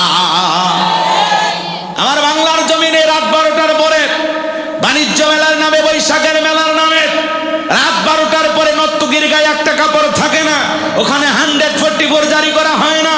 যারা কুরআনুল কারীমের তাফসীর মাহফিলে 144 জারি করে আলেমদের কথা বলতে বাধা দেয়, আমার বিশ্বাস ওদের জন্ম মুসলমানের ঘরে হতে পারে না। কথা বলে ডেকে না। যারা এই কোরআনের কথা বলতে বাধা দেবে, ওরা টাটকা আবু জেহেল। কথা বলে ডেকে না। এই জন্য মুসলমান হক কথা বলতে হবে, বাতিলের চোখ রাঙানি থেকে ভয় পাওয়া যাবে না। আমরা মুসলমান সিংহের জাতি, বীরের জাতি, কাপুরুষের জাতি নই। আমরা দ্বীনের জন্য, ইসলামের জন্য প্রয়োজন হলে নিজের জীবনের সবটুকু দিতে রাজি আছি। কথা বলে ঠিক না? এই জন্য আল্লাহর এই জমিন আল্লাহর দ্বীনকে প্রতিষ্ঠিত করার জন্য যদি কখনো ডাক আসে, প্রয়োজনে মাথায় কাপড়ের কাপড় বেঁধে আল্লাহর এই জমিন আল্লাহর দ্বীনকে প্রতিষ্ঠিত করার জন্য কারা কারা বুকের তাজা রক্ত দিতে রাজি? হাত তুলে দেখান, হাত তুলে দেখান। লিল্লাহে তাকবীর। আর টান টান করে তোলেন। আমি কি হাত নামাইতে বলেছি? ওই যে মাঝে মাঝে হাত বেঁকা দেখা যায়, 2 হাত সোজা করার শক্তি নেই। আপনি পুরুষ মানুষ, দুধ, ডিম, ভিটামিন, ক্যালসিয়াম মাঝে মাঝে কিনে খাবেন। একেবারে দুর্বল হলে চলতে পারেন না। সোজা করেন, সোজা করেন। এই যুবকেরা, এই আমার কথা কি শুনতেছো তোমরা? তাহলে এই মহিলা দাঁড়ায় গেছে কার বিরুদ্ধে? সাক্ষী দেওয়ার জন্য, মূসা নবীর বিরুদ্ধে। ঘটনাটা কি বলবো? এরপরে কিন্তু যুবক আর যুবতীর আলোচনা করতে চাইছি। ওদের জন্য 10টা মিনিট আলোচনা করার দরকার আছে না নাই? ওদের একটা হক আছে না না? মুরব্বী হিসাবে, যুবক হিসাবে আপনারা বলেন ওদের হক আদায় করার দরকার আছে? হাতটা টান টান করে তোলেন। আমার ভাইয়ের, আমি জানি আমার কবির বিন সামাদ ভাই আপনাদের কাছে চেয়েছেন, আপনারা দিয়েছেন। আমি মুসাফির, প্রায় 250 কিলোমিটার দূরে থেকে আপনাদের মাহফিলে আসছি। এই দীর্ঘ পথ ভাঙ্গা চাঙ্গা রাস্তা পারি হয়ে কর্তৃপক্ষের ভাইদের একটু অনুরোধ যে হুজুর আপনি বললে হয়তো বা মুসাফিরের হাত অনেকে মাদ্রাসার জন্য দেবে ভাই, এজন্য শুধুমাত্র আপনাদের কাছে আমার চাওয়া এই বাম হাতটা না আমার ডান হাতটা তুলে রাখেন। আল্লাহ বলেন, এদিক আমার দিকে তাকান, ইন্নাল্লাহা আশতারা মিনাল মুমিনিনা আনফুসাহুম ওয়া আমওয়ালাহুম বিআন্না লাহুমুল জান্নাহ। সূরা তাওবার 111 নম্বর আয়াতে আল্লাহ রাব্বুল আলামিন জানিয়ে দিলেন, নিশ্চয়ই মুমিন বান্দাদের জান মাল আমি আল্লাহ ক্রয় করে নিয়েছি, বিনিময়ে দেব জান্নাত। বলুন সুবহানাল্লাহ। তাহলে বলেন আপনার আমার জীবনের মালিক কে? এই যশোরের যুবকেরা ভালো করে বলো, এই জীবনের মালিক কে? প্রেম করবার প্রেমিকাকে পার্কে নিয়ে যা ডায়লগ দিবা, এই জীবন তোমার, তুমি শুধু আমার। ওরে হাইব্রিড যুবক, এই জীবনের মালিক কে? আপনার আমার সম্পদের মালিক কে? আল্লাহর দেয়া জীবন, আল্লাহর দেয়া সম্পদ আল্লাহর পথে খরচ করতে রাজি আছেন তো মুসলমান? রাজি আছেন তো ইনশাআল্লাহ? তাহলে ডান হাতটা পকেটের ভিতর ঢুকে দিয়ে যে যা পারেন যতটুকু পারেন। আমি বলতে চাই একটা কথা মুসাফির হিসাবে, এই যে পা, আপনার এদিক থাক, আমার এটা কি হাত আর আপনাদের পা আছে না নাই? মুসাফির হিসাবে দুইটা হাত আপনাদের পায়ে রেখে অনুরোধ করলাম, টাকা দেন আর না দেন দয়া করে আলোচনাটা শুনে যান। কথা কি বুঝতে পারছেন? একটু অনুরোধ করতেছি বাজান, দয়া করে কেউ উঠবেন না, টাকা দেন আর না দেন উঠবেন না ইনশাল্লাহ। পরিবেশটা নষ্ট করবেন না। যুবকেরা যাবে, ছেলেপেলে কই বাবা? মাদ্রাসার ছেলেপেলে যারা আসো, ব্যাগটা রোমান নিয়ে, চাদর নিয়ে, যার কাছে যা আছে তাই নিয়ে মাঠে নামো, খেলা হবে। জি, যুবকেরা যাচ্ছে, সবাই প্রাণ ভরে দান করেন, সবাই পকেটে হাত দেন, নিজের পকেটে হাত দেন, অন্য কারো পকেটে হাত দেন, পকেট মারে বলে মার খাবেন না, সবাই পকেটে হাত দেন। আমিও দিচ্ছি, দেন, সবাই পকেটে হাত দেন। জি দেন, যে যতটুকু পারেন দেন। আল্লাহ সবাইকে দেওয়ার তৌফিক দান করুন। জোরে বলুন আমিন, আরো জোরে বলুন আমিন। আমিও দিলাম, আপনারা দেন, সবাই দেন, সবাই দেন, যার কাছে যতটুকু আছে প্রাণ ভরে নবীর ঘর মাদ্রাসার জন্য ভাই জানারা আমার দিয়ে যাবেন। মহিলা প্যান্ডেল আমার মা বোন যারা বসে আছেন, মা আলোচনা এখনো শেষ হয়নি, আপনাদের মাঝেও চলে গেছে, চাদর বোরকার পকেট থেকে করে দেন হালকা করে একটু আদর। আল্লাহ সবাইকে দান করা তৌফিক দান করুন। চিল্লা বলুন আমিন। আমি মুসাফির হাতে 500 টাকা, 1000 টাকা, 2, 4, 5, 10 হাজার যারা দেবেন তাড়াতাড়ি করে দেন। আসেন, কোরআনকে মহাব্বত করিয়া এই দিনী প্রতিষ্ঠানটাকে ভালোবাসা ভাই যারা আসেন সহযোগিতার হাত বাড়েন। ছোট বাচ্চা গেছে, যা পারেন 10, 20, 50, 200, 100, 500, 2000, 5000, 10,000, 1 লাখ, 2 লাখ, যে যা পারেন বিড়ি মাছ বাদ দিয়ে দেন। আল্লাহ দেওয়ার তৌফিক দান করেন। এক ভাই 1000 টাকা, আর এক ভাই কিছু টাকা দিয়েছে আলহামদুলিল্লাহ। ওলিয়া রহমান 1000 টাকা প্রবাসী। হ্যাঁ জি, যে যা পারেন যতটুকু পারেন দেন। আল্লাহ আল আমিন। এর মায়ের জন্য দোয়া আছে, 2টা আল কোরআন দিয়েছে। আল্লাহ ছেলের ক্যান্সার হয়েছে, আরে আল্লাহ যেন মাফ করে দেন। আল্লাহ তো ডাক্তারের ডাক্তার, আল্লাহ দয়া করে যেন তাকে শেফায়ে কামেল আজলা দান করেন। জোরে বলেন আমিন। ভাই 2-1 মিনিট যে যা পারেন। এই চাচা উঠবেন না, চাচি কি মিস কল দিছে? আরে বাজার, এই মাহফিল আর জীবনে আগামী বছর আসবেন, আমি আসতে পারবো কিনা, আপনারা আসতে পারবেন কিনা, কিসমতে আর জুটি কিনা। 3 নম্বরে আছি। 4টা পয়েন্ট কি জানার দরকার নাই? কোরআন হাদিস শোনার এত অনীহা কেন? একটু আগ্রহ নিয়ে আসতে পারেন না? যে বক্তা যা বলবে পয়েন্টগুলো আমরা মুখস্থ করে বাড়িতে নিয়ে আমল করব। প্রত্যেকটা মাহফিল যেন হেদায়েতের জন্য হয়, কিছু নিয়ে আমরা যাব, তাই না ভাই? আমি যে 7টা পয়েন্ট বললাম, বলতেছি একে একে, মনে না থাকলে শেষে আবার 1 মিনিটে আবার 7টা বলবো, বলে একবারে মুখস্থ করে ছেড়ে দেবো। খালি মনোযোগ দিয়ে শোনেন। ছেলে পেলে গেছে, যে যা পারেন দেন। আমার হাতে আর দেওয়ার মতো কেউ আছে বাজান? দিলে দেন। আছেন সোনা ভাই আমার? 500 টাকা, 1000 টাকা নবীর ঘর মাদ্রাসায় দেওয়ার জন্য। এতগুলো মানুষের মধ্যে আল্লাহর কোরআনকে ভালোবাসা এরকম কেউ নাই? নাই 30 পারা কোরআনকে ভালোবাসে 30,000 টাকা দেওয়ার মতো কেউ নাই? যে হুজুর আমি 1000 টাকা দেবো, আমার মা বাবার জন্য দোয়া করবেন, অথবা পিতা মাতা কবরে চলে গেছে তাদের রুহের মাগফিরাত কামনা, একটা কোরআন কেনার জন্য 500 টাকা। ভাই আমি মুসাফির, আপনাদের জন্য দোয়া করে দেবো। হুজুর 500 টাকা আমার মায়ের জন্য দিলাম, একটা কোরআন হাদিয়া দিতে পারেন। 1 পারা কোরআনকে ভালোবেসে 1000 টাকা দিতে পারেন, নগদ অথবা বাকি। হুজুর আমি পরে দেবো ইনশাল্লাহ। হাত তুলে বলতে পারেন, প্রতিপক্ষের ভাইরা লিখে নিন। বলেন আছেন কোনো দরদের ভাই? আলহামদুলিল্লাহ। ওই যে ভাই হাত তুলছে, দেখেন কি না? আলম খান। ওরে বাবা, সেই না। কত ভাই? 1000 টাকা। আল্লাহর কোরআনকে ভালোবেসে 1 পারার জন্য 1000 টাকা। লিল্লাহি তাকবীর। চাচা মিয়া কত বাবা? কিনা শওকত আলী কথার মধ্যে নাই, জোরাত আলী যাই না একেবারে খালি। আল্লাহর কোরআনকে ভালোবাসে 1000 টাকা 2 পারা, জোরে কোন মারহাবা। 2 নাম্বার পারা হয়ে গেছে বাজান। আর কেউ আছেন নাকি সোনা ভাই? বলেন 1-2 মিনিটে বলে দেন, বাকি আলোচনা করে চলে যাব। একটা পয়েন্ট বাকি থাকলে আমি মাইক ছাড়বো না। একটু থাকেন না, থাকেন না। মরহুম সিরাজ আমিনের স্ত্রী ক্যান্সার রোগে আক্রান্ত, তার জন্য একটু দোয়া করবেন। হুজুর 1000 টাকা দিয়েছেন, আল্লাহ তাকে শেফায়ে কামেলা জেলা দান করো। কোরআনের 3 নাম্বার পারার জন্য 1000 টাকা, জোরে কোন মারহাবা। আর একজন ভাই নগদ 500 টাকা আল্লাহর কোরআন একটা হাদিয়া দিয়েছেন। আমি মুসাফির আশা পূরণ করে দিয়েছেন। আল্লাহ মহরম 1 মন ধান, আল্লাহ রহমান দানের খবর মদিনায় পৌঁছায় দেন। এই দানের বিনিময়ে কোটি কোটি টাকার মালিক বানায় দেন। বৈশাখের ঝড়ের কবল থেকে আল্লাহ ধানকে রক্ষা করেন। জোরে বলেন আমিন। এমনি যে কাল বৈশাখী ঝড়, এর মধ্যে আবার পান্তা ইলিশ খাইয়া রং ঢং করিয়া যে নাচানাচি করি, আল্লাহ একটু নাড়া তো দেবি। মাঝে মাঝে বাড়ি ঘরে উড়িয়ে নিয়ে যায়। আল্লাহ এত বড় গাছগুলো যদি ঝড় তুফানে ফালাইতে পারে, কি বলেন, আপনার বাড়ির পাঁচি ভাঙতে পারে না? আল্লাহ দয়া করে, ভালোবাসে, যেন ভাঙে না, চাপা দিয়ে মারে না। কথা কর না কে? কথা কবার চায় না। রফিকুল ইসলাম প্রবাসী ভাই, তার জন্য দোয়া করে কেমনে গাইবান্ধায় যায়।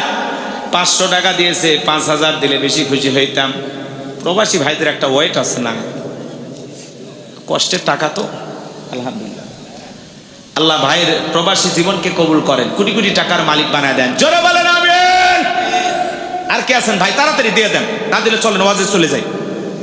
ভাই এখন আমি 20 মিনিট পাই গো, তাফাইন না, ওয়াদাটা ঠিক রাখেন। এই ছোট ভাতি যাই, ব্যাগ ট্যাগ পাইছো বাবা? মহিলা প্যান্ডেলে কালেকশন হয়েছে। আমার মা বোন যারা বসে আছেন, আয়েশা, ফাতেমা, খাদিজার উত্তর শরী। আমি জানি যশোরের মা বোনদের হাতে রান্না যেমন ভালো, মনটা তার সাথে বেশি ভালো। আল্লাহ আমার মা বোনদেরকে দান করা তৌফিক দান করুন। ফয়সালের মা 200 টাকা, জোরে কোন মারহাবা। আর কে আছেন সোনা ভাই, কলিজার ভাই, কে আছেন গো? দেরি করবেন না, তাড়াতাড়ি করে ছুটে আসেন।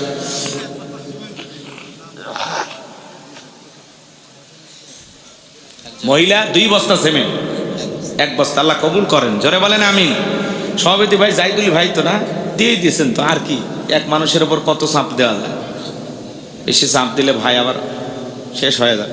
ভাবির জন্য কিছু দেন না কে? ভাবি খুশি হোক। মাইক শুনছে, মাইকের আওয়াজ যাচ্ছে না? ভাবি অর্শ নিচ্ছে না? মহিলা প্যান্ডেলে আছে, বাপের বেটি।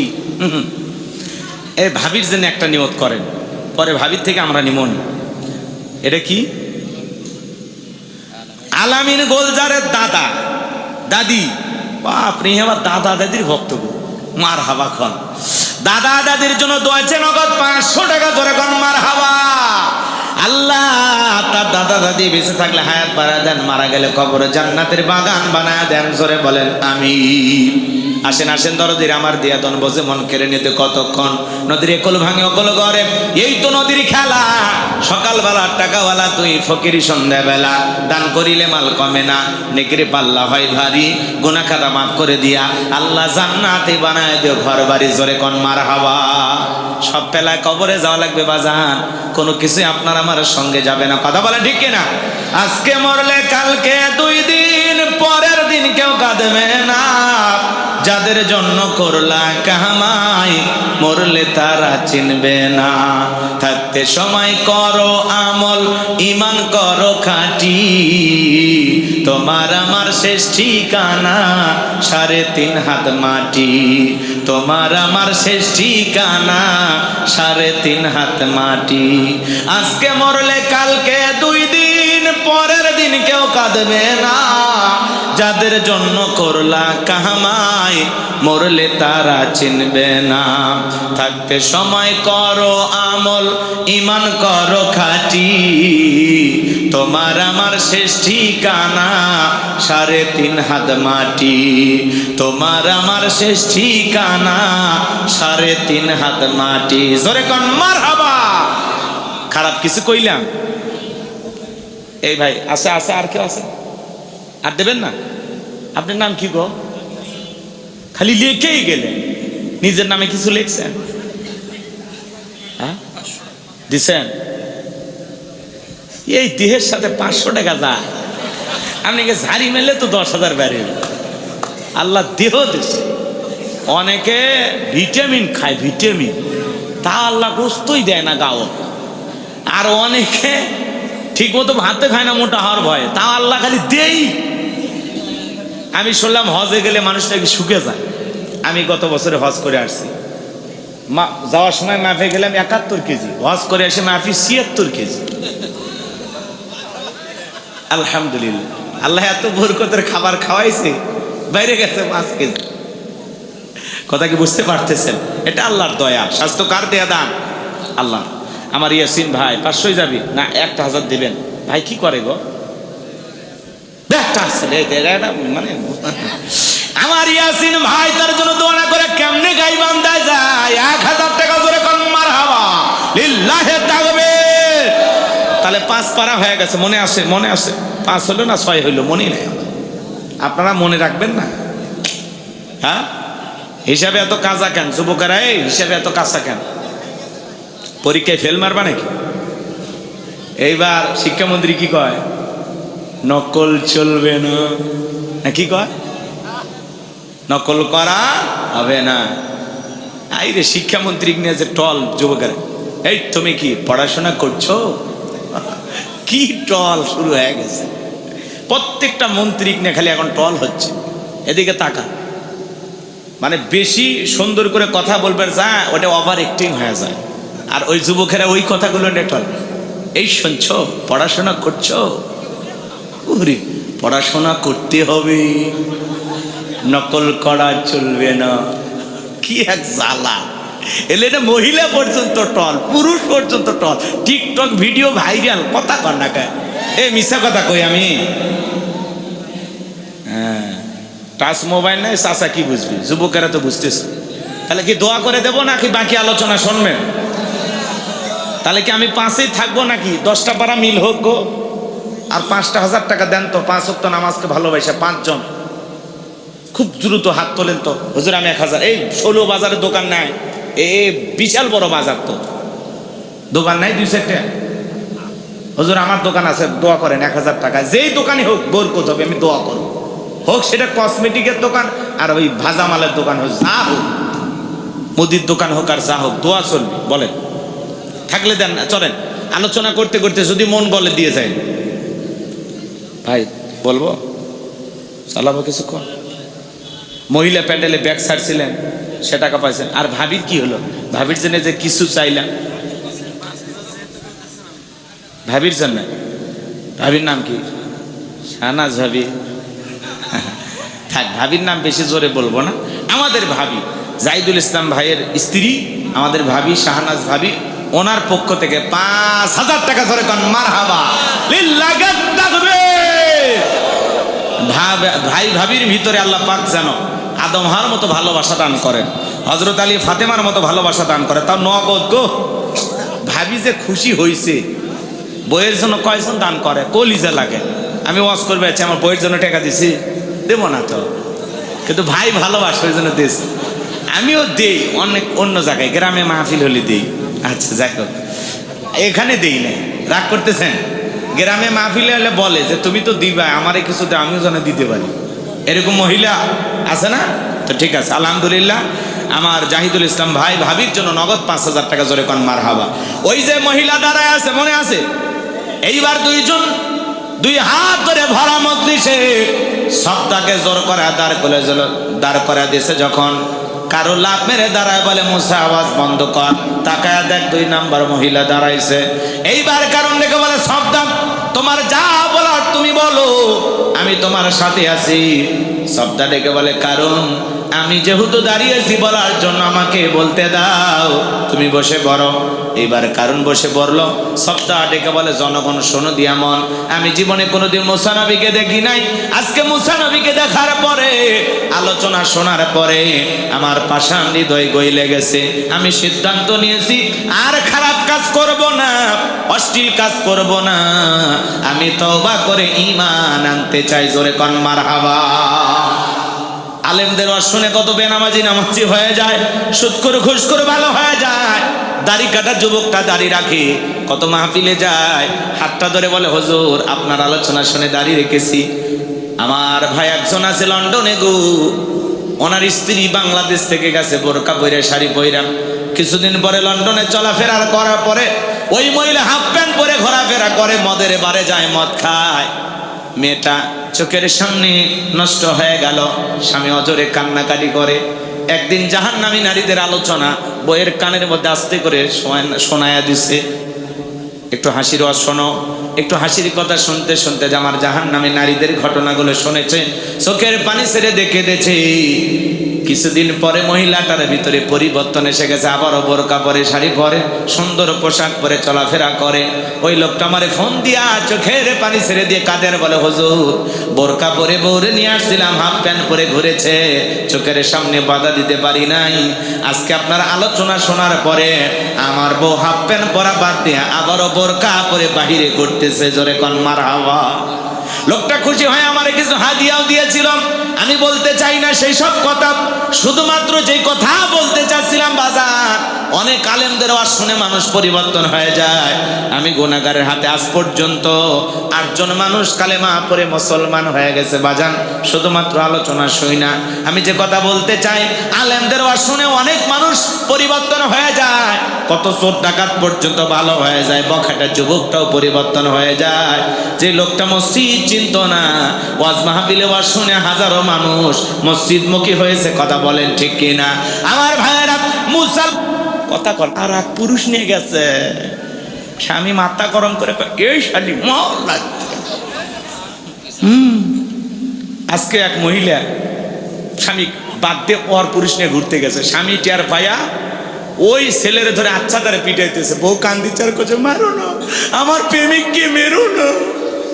কি দর মানুষজন বলতেছে এই মহিলা এখন তুই পরকীয়ার প্রেমিককে চাস নাকি তোর স্বামীকে চাস? আমি দুইজনকেই চাই। এর পাওয়ার কি? এ কথা কন না আপনারা? এটা এলে মহিলা না বেহায়া? হ্যাঁ, চরম বেহায়া। প্রেমিকও চাই স্বামীকেও চাই। পরে স্বামী তালাক দিয়া ওই পরকীয়ার প্রেমিকের সাথে বিয়ে দিয়েছে, যা সংসার কর। রাগ করতেছেন নাকি? ওই জন্য বাজান কিছু কিছু মহিলা কথা বলার আগে কান্দে দেয়, মহিলার চোখের পানি দেখে ভোলা যাবে না রে যুবক। কিছু কিছু মহিলা কথা বলার আগে কান্দে দেয়, চোখে পানি লাগাই থাকে, মানে চোখে মোটর বসায় রাখছে। যার বউ কথায় কথায় কান্দে বুঝে নেবেন ওর মধ্যে ভেজাল আছে। যার বউ বেশি কান্নাকাটি করে না, ধমক দেবে চুপ কাঁদবি না, ঘটনা কি হয়েছে কইলা ক। তোর ঘটনা শুনে যদি মনে হয় কাঁদা উচিত, স্বামী স্ত্রী একসাথে জামাত করে কাঁদা হবে। কথা কি বুঝতে পারছেন? কিছু কিছু মহিলা কান্দেই মামলা জিততে চান, মানে এমন ভাবে কান্নাকাটি করে অভিনয় করে, মানুষ মনে করে ভাজা মাছ উল্টে খাবার পারে না, আবার তলে তলে 12টা পুরুষের সাথে প্রেম চালায়। এ কথা কন্যাকে এরকম চলতেছে না? এই জন্য যুবক পা দুটো আগে আমি তোমাদের পা ধরে বলে যাই, পা ধরে বলে যাই, আমার দিকে তাকাবার শুনে যাও। ইউসুফ আলাইহিস সালামকে মিথ্যা দর্শনের আসামি বানায়া জুলেখা জেলখানায় বন্দি করলো। দেখে বলে স্বামী ইউসুফকে ছেলের মতো দেখতা, আর সুযোগ আমার ইজ্জতের দিকে হাত বাড়াইছে, আর একটু দেরি হয়ে গেলে সর্বনাশ হয়ে যেত। মিথ্যা দর্শনের অপবাদ দিয়া, তহমত দিয়া ইউসুফ আলাইহিস সালামকে 9.5 বছর জেলখানায় বন্দি করে রেখেছিল জুলেখা। আজও পৃথিবীর জমিনে আলেমদেরকে ধর্ষণের আসামি বানায়া জেলখানায় বন্দি করবে যারা, এই যুগের ডিজিটাল জুলেখা, তারা। কথা বলেন ঠিক কিনা? এই জন্য যুবক পা দেখা দাও, আমি তোমাদের পা ধরে বলে যাই, পুলিশে ধরলে বাঁচবি, র্যাবে ধরলে বাঁচবি, কিন্তু কোন নারীর ছলনার ফাঁদে, মায়ের জালে, রূপের জালে একবার যদি পা আটকে যায়, ফান্দে পড়িয়া বকা কান্দে রে, সারা জীবন কেঁদে ওই কান লাগিনীর বিষাক্ত সবল থেকে তোরা বাঁচতে পারবি না। বর্তমান জামানার নারীরা ছেলেদের ভালোবাসে না, ওরা ছেলেদের মনে এখন ব্যবসা বাণিজ্য খুলছে। সবচেয়ে বড় সর্বনাশ করতেছে আমাদের যে বস্ত্র, তার নাম হলো মোবাইল। এর কথা কোন না কেন? এই মোবাইলের ওজন কম, কিন্তু মোবাইলের মাধ্যমে পাপের ওজনটা কম না বেশি? রাতের আধারে জানালা দরজা লাগাইয়া লাইটগুলো বন্ধ কইরা তরুণ যুবকেরা একা একা উল্টা পাল্টা ভিডিও দেখে।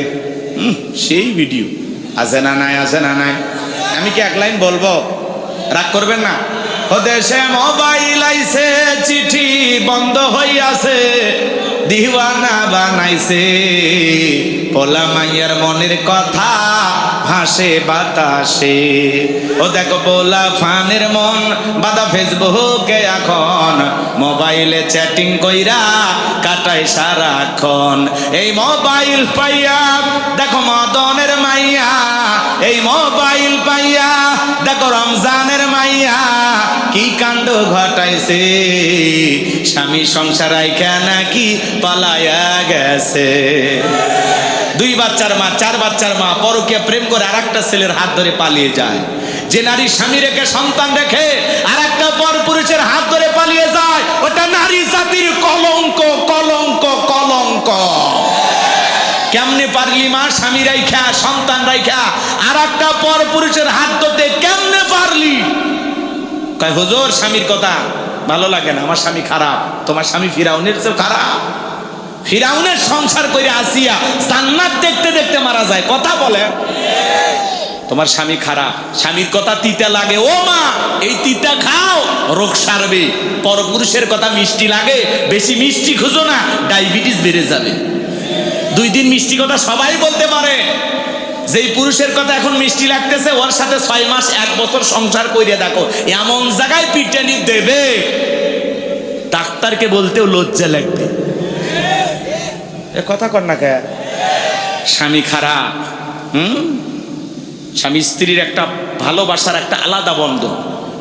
আল্লাহ স্বামী স্ত্রীর মধ্যে এমন ভালোবাসা এবং মহব্বত দিয়েছে, স্বামী স্ত্রীর সম্পর্ক একটা নির্লজ্জ বেহার মতো।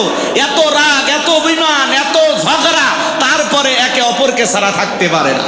এই কথা বলে স্বামী স্ত্রীর মহব্বত ভালোবাসা এমন একটা সম্পর্ক।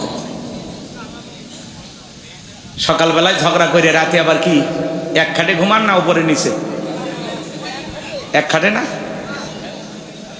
সাইডে খালি ঘুমায় দেখবেন, আপনার বুকের উপর পাড়া দিয়ে যাবে আর রাখবে। নিচে ঘুমায় আপনি শান্তি পাবেন না। কথা কি বুঝতে পারতেছেন? নারী জাতির দিল নরম। কথা কয় না কেন?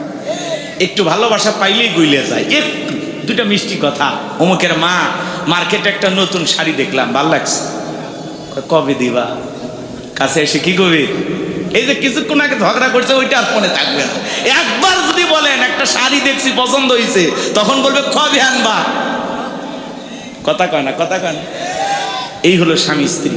একবার যদি বলেন একটা সেন্ট দেখে আসছি মার্কেটে, এত সুন্দর লাগছে, ময়নার মা তুমি যদি পরো কত যে ভাল লাগবে, বলবে কবে নিয়ে যাইবা? একটু নিয়ে দাও না গো। কথা কর না কেন?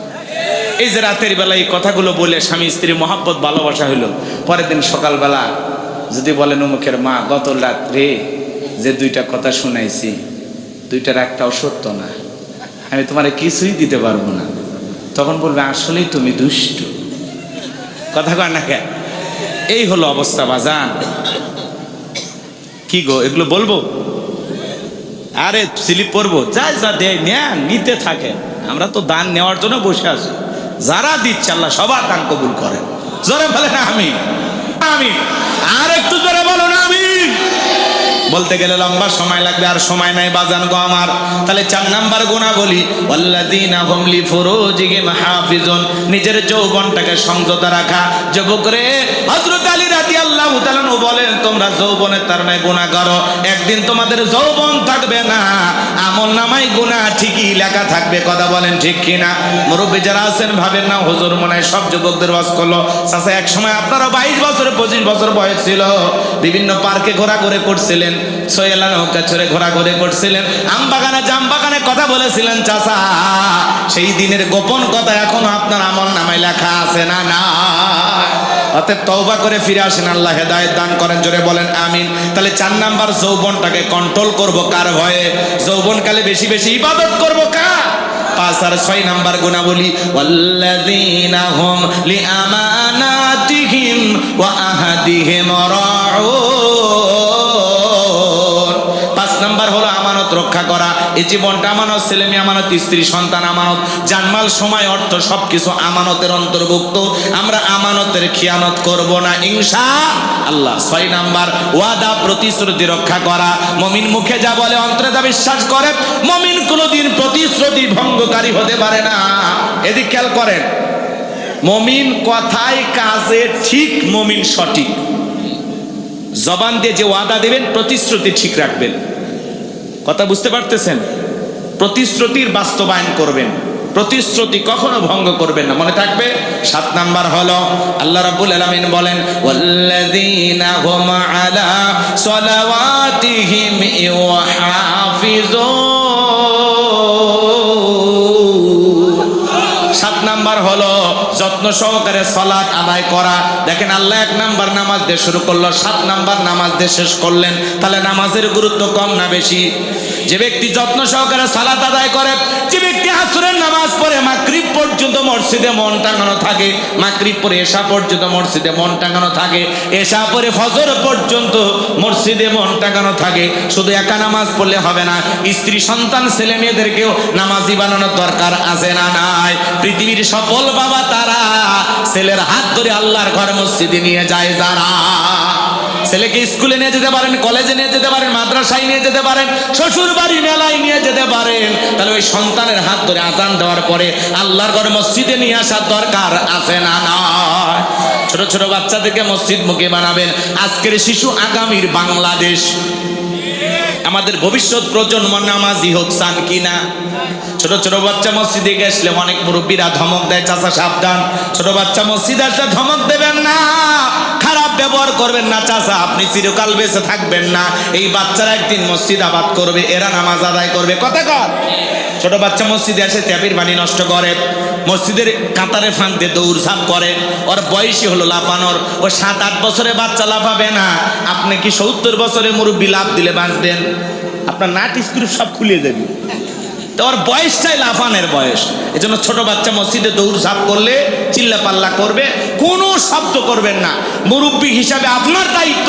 ওই ছোট বাচ্চা ওযু পারে না, ওরে বলেন বাবা 10 টাকা দেবো। কয় টাকা? আমি যেইভাবে উজু করব তুমি যদি দেখাইতে পারে। এখনকার বাচ্চারা তো জন্ম নিয়ে নাসা বিজ্ঞানী, কম্পিউটার ফেল। কথা কর, বুদ্ধি কম না বেশি? দেখবেন আপনার ওই 10 টাকা লোভে পইরা আপনি যেইভাবে উজু করে দেখাবেন, ওই বাচ্চা হুবহু আপনাকে ফটোকপি কইরা ওইভাবে উজু বানাবে। কথা কর। তাহলে আপনার এই 10 টাকা লোভে পইরা, 5 টাকা লোভে পইরা একটা বাচ্চা উজু শিখে গেল। তাহলে এরকম একটু মন মানসিকতা আমাদের তৈরি হয় না? পারবো না ইনশাল্লাহ? ওই ছেলে রুকু সিজদা জানে না, ওর একটু কাছে না, শিখা যে বাবা এইভাবে রুকু সিজদা করতে হয়। আপনি মারা যাবেন, আপনার জানাজার খাটিয়ার পাশে দাঁড়াইয়া, আপনার কবরের পাশে দাঁড়াইয়া এই ছেলেটা কাঁদবে আর বলবে, এই চাচা আমারে ওযু শিখাইছে, এই চাচা আমি আমারে নামাজ শিখাইছে। কথা বলে ঠিক এরা? এরকম মানুষ হন। পারবো তো ইনশাআল্লাহ? বলেন পারবো তো ইনশাআল্লাহ? আল্লাহ কবুল করেন, চিল্লা বলেন আমিন। আপনাদের সামনে আরো অনেক কথা বলার ছিল, কিন্তু আপনারা বিরক্ত হচ্ছেন, তাই না? কষ্ট হয়েছে আমার কথায়? তাহলে বলেন আমাদের ছোট ছোট বাচ্চাদেরকে মসজিদ মুখে বানাবো। আল্লাহ বলেন ইয়া আইয়ুহাল্লাযীনা আমানু কু আনফুসাকুম ওয়া আহলিকুম নার। সূরা তাহরিমের 6 নম্বর আয়াত। আল্লাহ বলেন হে ঈমানদারগণ, হে বিশ্বাসীগণ, নিজেরাও জাহান্নামের আগুন থেকে বাঁচো, তোমার আহাল পরিবার পরিজন যারা আছে তাদেরকে জাহান্নামের আগুন থেকে বাঁচানোর চেষ্টা করো। আপনার স্ত্রীকে নামাজি বানানোর দরকার আছে না নাই? আপনি মসজিদে যাচ্ছেন, স্ত্রীকে ডাক দেন, ময়নার মা তুমিও নামাজ পড়ো, আমি মসজিদে যাই। কথা বলেন। স্ত্রীকে বলেন শুধু তোরে দুনিয়াতে চাই না, তোরে আমি জান্নাতেও পেতে চাই। কথা বলে ঠিক কিনা? একটা পরিবারের 4 জন সদস্য সবাই যদি নামাজ পড়ে, ভালো লাগে না খারাপ লাগে? এই আমল কারা কারা করবেন? এই 7টা গুণাবলী একটু হাত তুলে দেখান তো। আল্লাহ আমাদের সবাইকে 7টা গুণাবলী আমল করা তৌফিক দান করুন। চিল্লা বলুন আমিন। 1 মিনিট এইবার শোনেন। 1 নাম্বার বিনয়ের সহিত, নম্রতার সহিত আল্লাহর ভয়ে সালাত আদায় করা। 2 নাম্বার জবান দিয়ে সে কথা বলবো যে কথা বললে সব হয়। সমাজে সেই কাজ চালু করবো যেটা করলে সব হয়। কান দিয়ে সেটা শ্রবণ করবো যেটা শুনলে সব হয়। এক কথায় সব আছে যেখানে আমরাও আছি সেখানে। 3 নাম্বার আল্লাহ সম্পদ দিলে প্রত্যেক বছর হিসাব করে বছরে একদিন যাকাত দেব ইনশাআল্লাহ। 4 নাম্বার এই যৌবনকালের কঠিন সময়গুলো নিজেকে গুনাহ থেকে বাঁচায় রেখে আল্লাহর ইবাদত করে কাটাবো। 5 নাম্বার আমানত রক্ষা করব, 6 নাম্বার ওয়াদা প্রতিশ্রুতি ঠিক রাখবো ইনশাআল্লাহ, আর 7 নাম্বার যত্ন সহকারে দরদ নিয়ে 2 রাকাত 2 মিনিট 4 রাকাত 4 মিনিট এমন নামাজ নয়, আমরা দরদ নিয়ে সালাত আদায় করব যাতে নামাজটা সুন্দর হয়। পারবো তো ইনশাআল্লাহ? এই 7টা গুণাবলী যদি আমল করতে পারেন, উলাইকা হুমুল ওয়ারিসুন আল্লাযীনা ইয়ারিসুনাল ফিরদাউস হুম ফিহা খালিদুন। আল্লাহ বলেন তারাই হবেন উত্তরাধিকারী জান্নাতুল ফিরদাউসের, সেখানে তারা চিরকাল বসবাস করবেন, আল্লাহ কোনোদিন জান্নাত থেকে বের করে দেবেন না। চিৎকার মেরে বলুন আমিন। আল্লাহ বক্তা শ্রোতা উভয়কে আমল করা তৌফিক দান করুন। ওয়া আখিরি দাওয়ানা আলহামদুলিল্লাহি রাব্বিল আলামিন।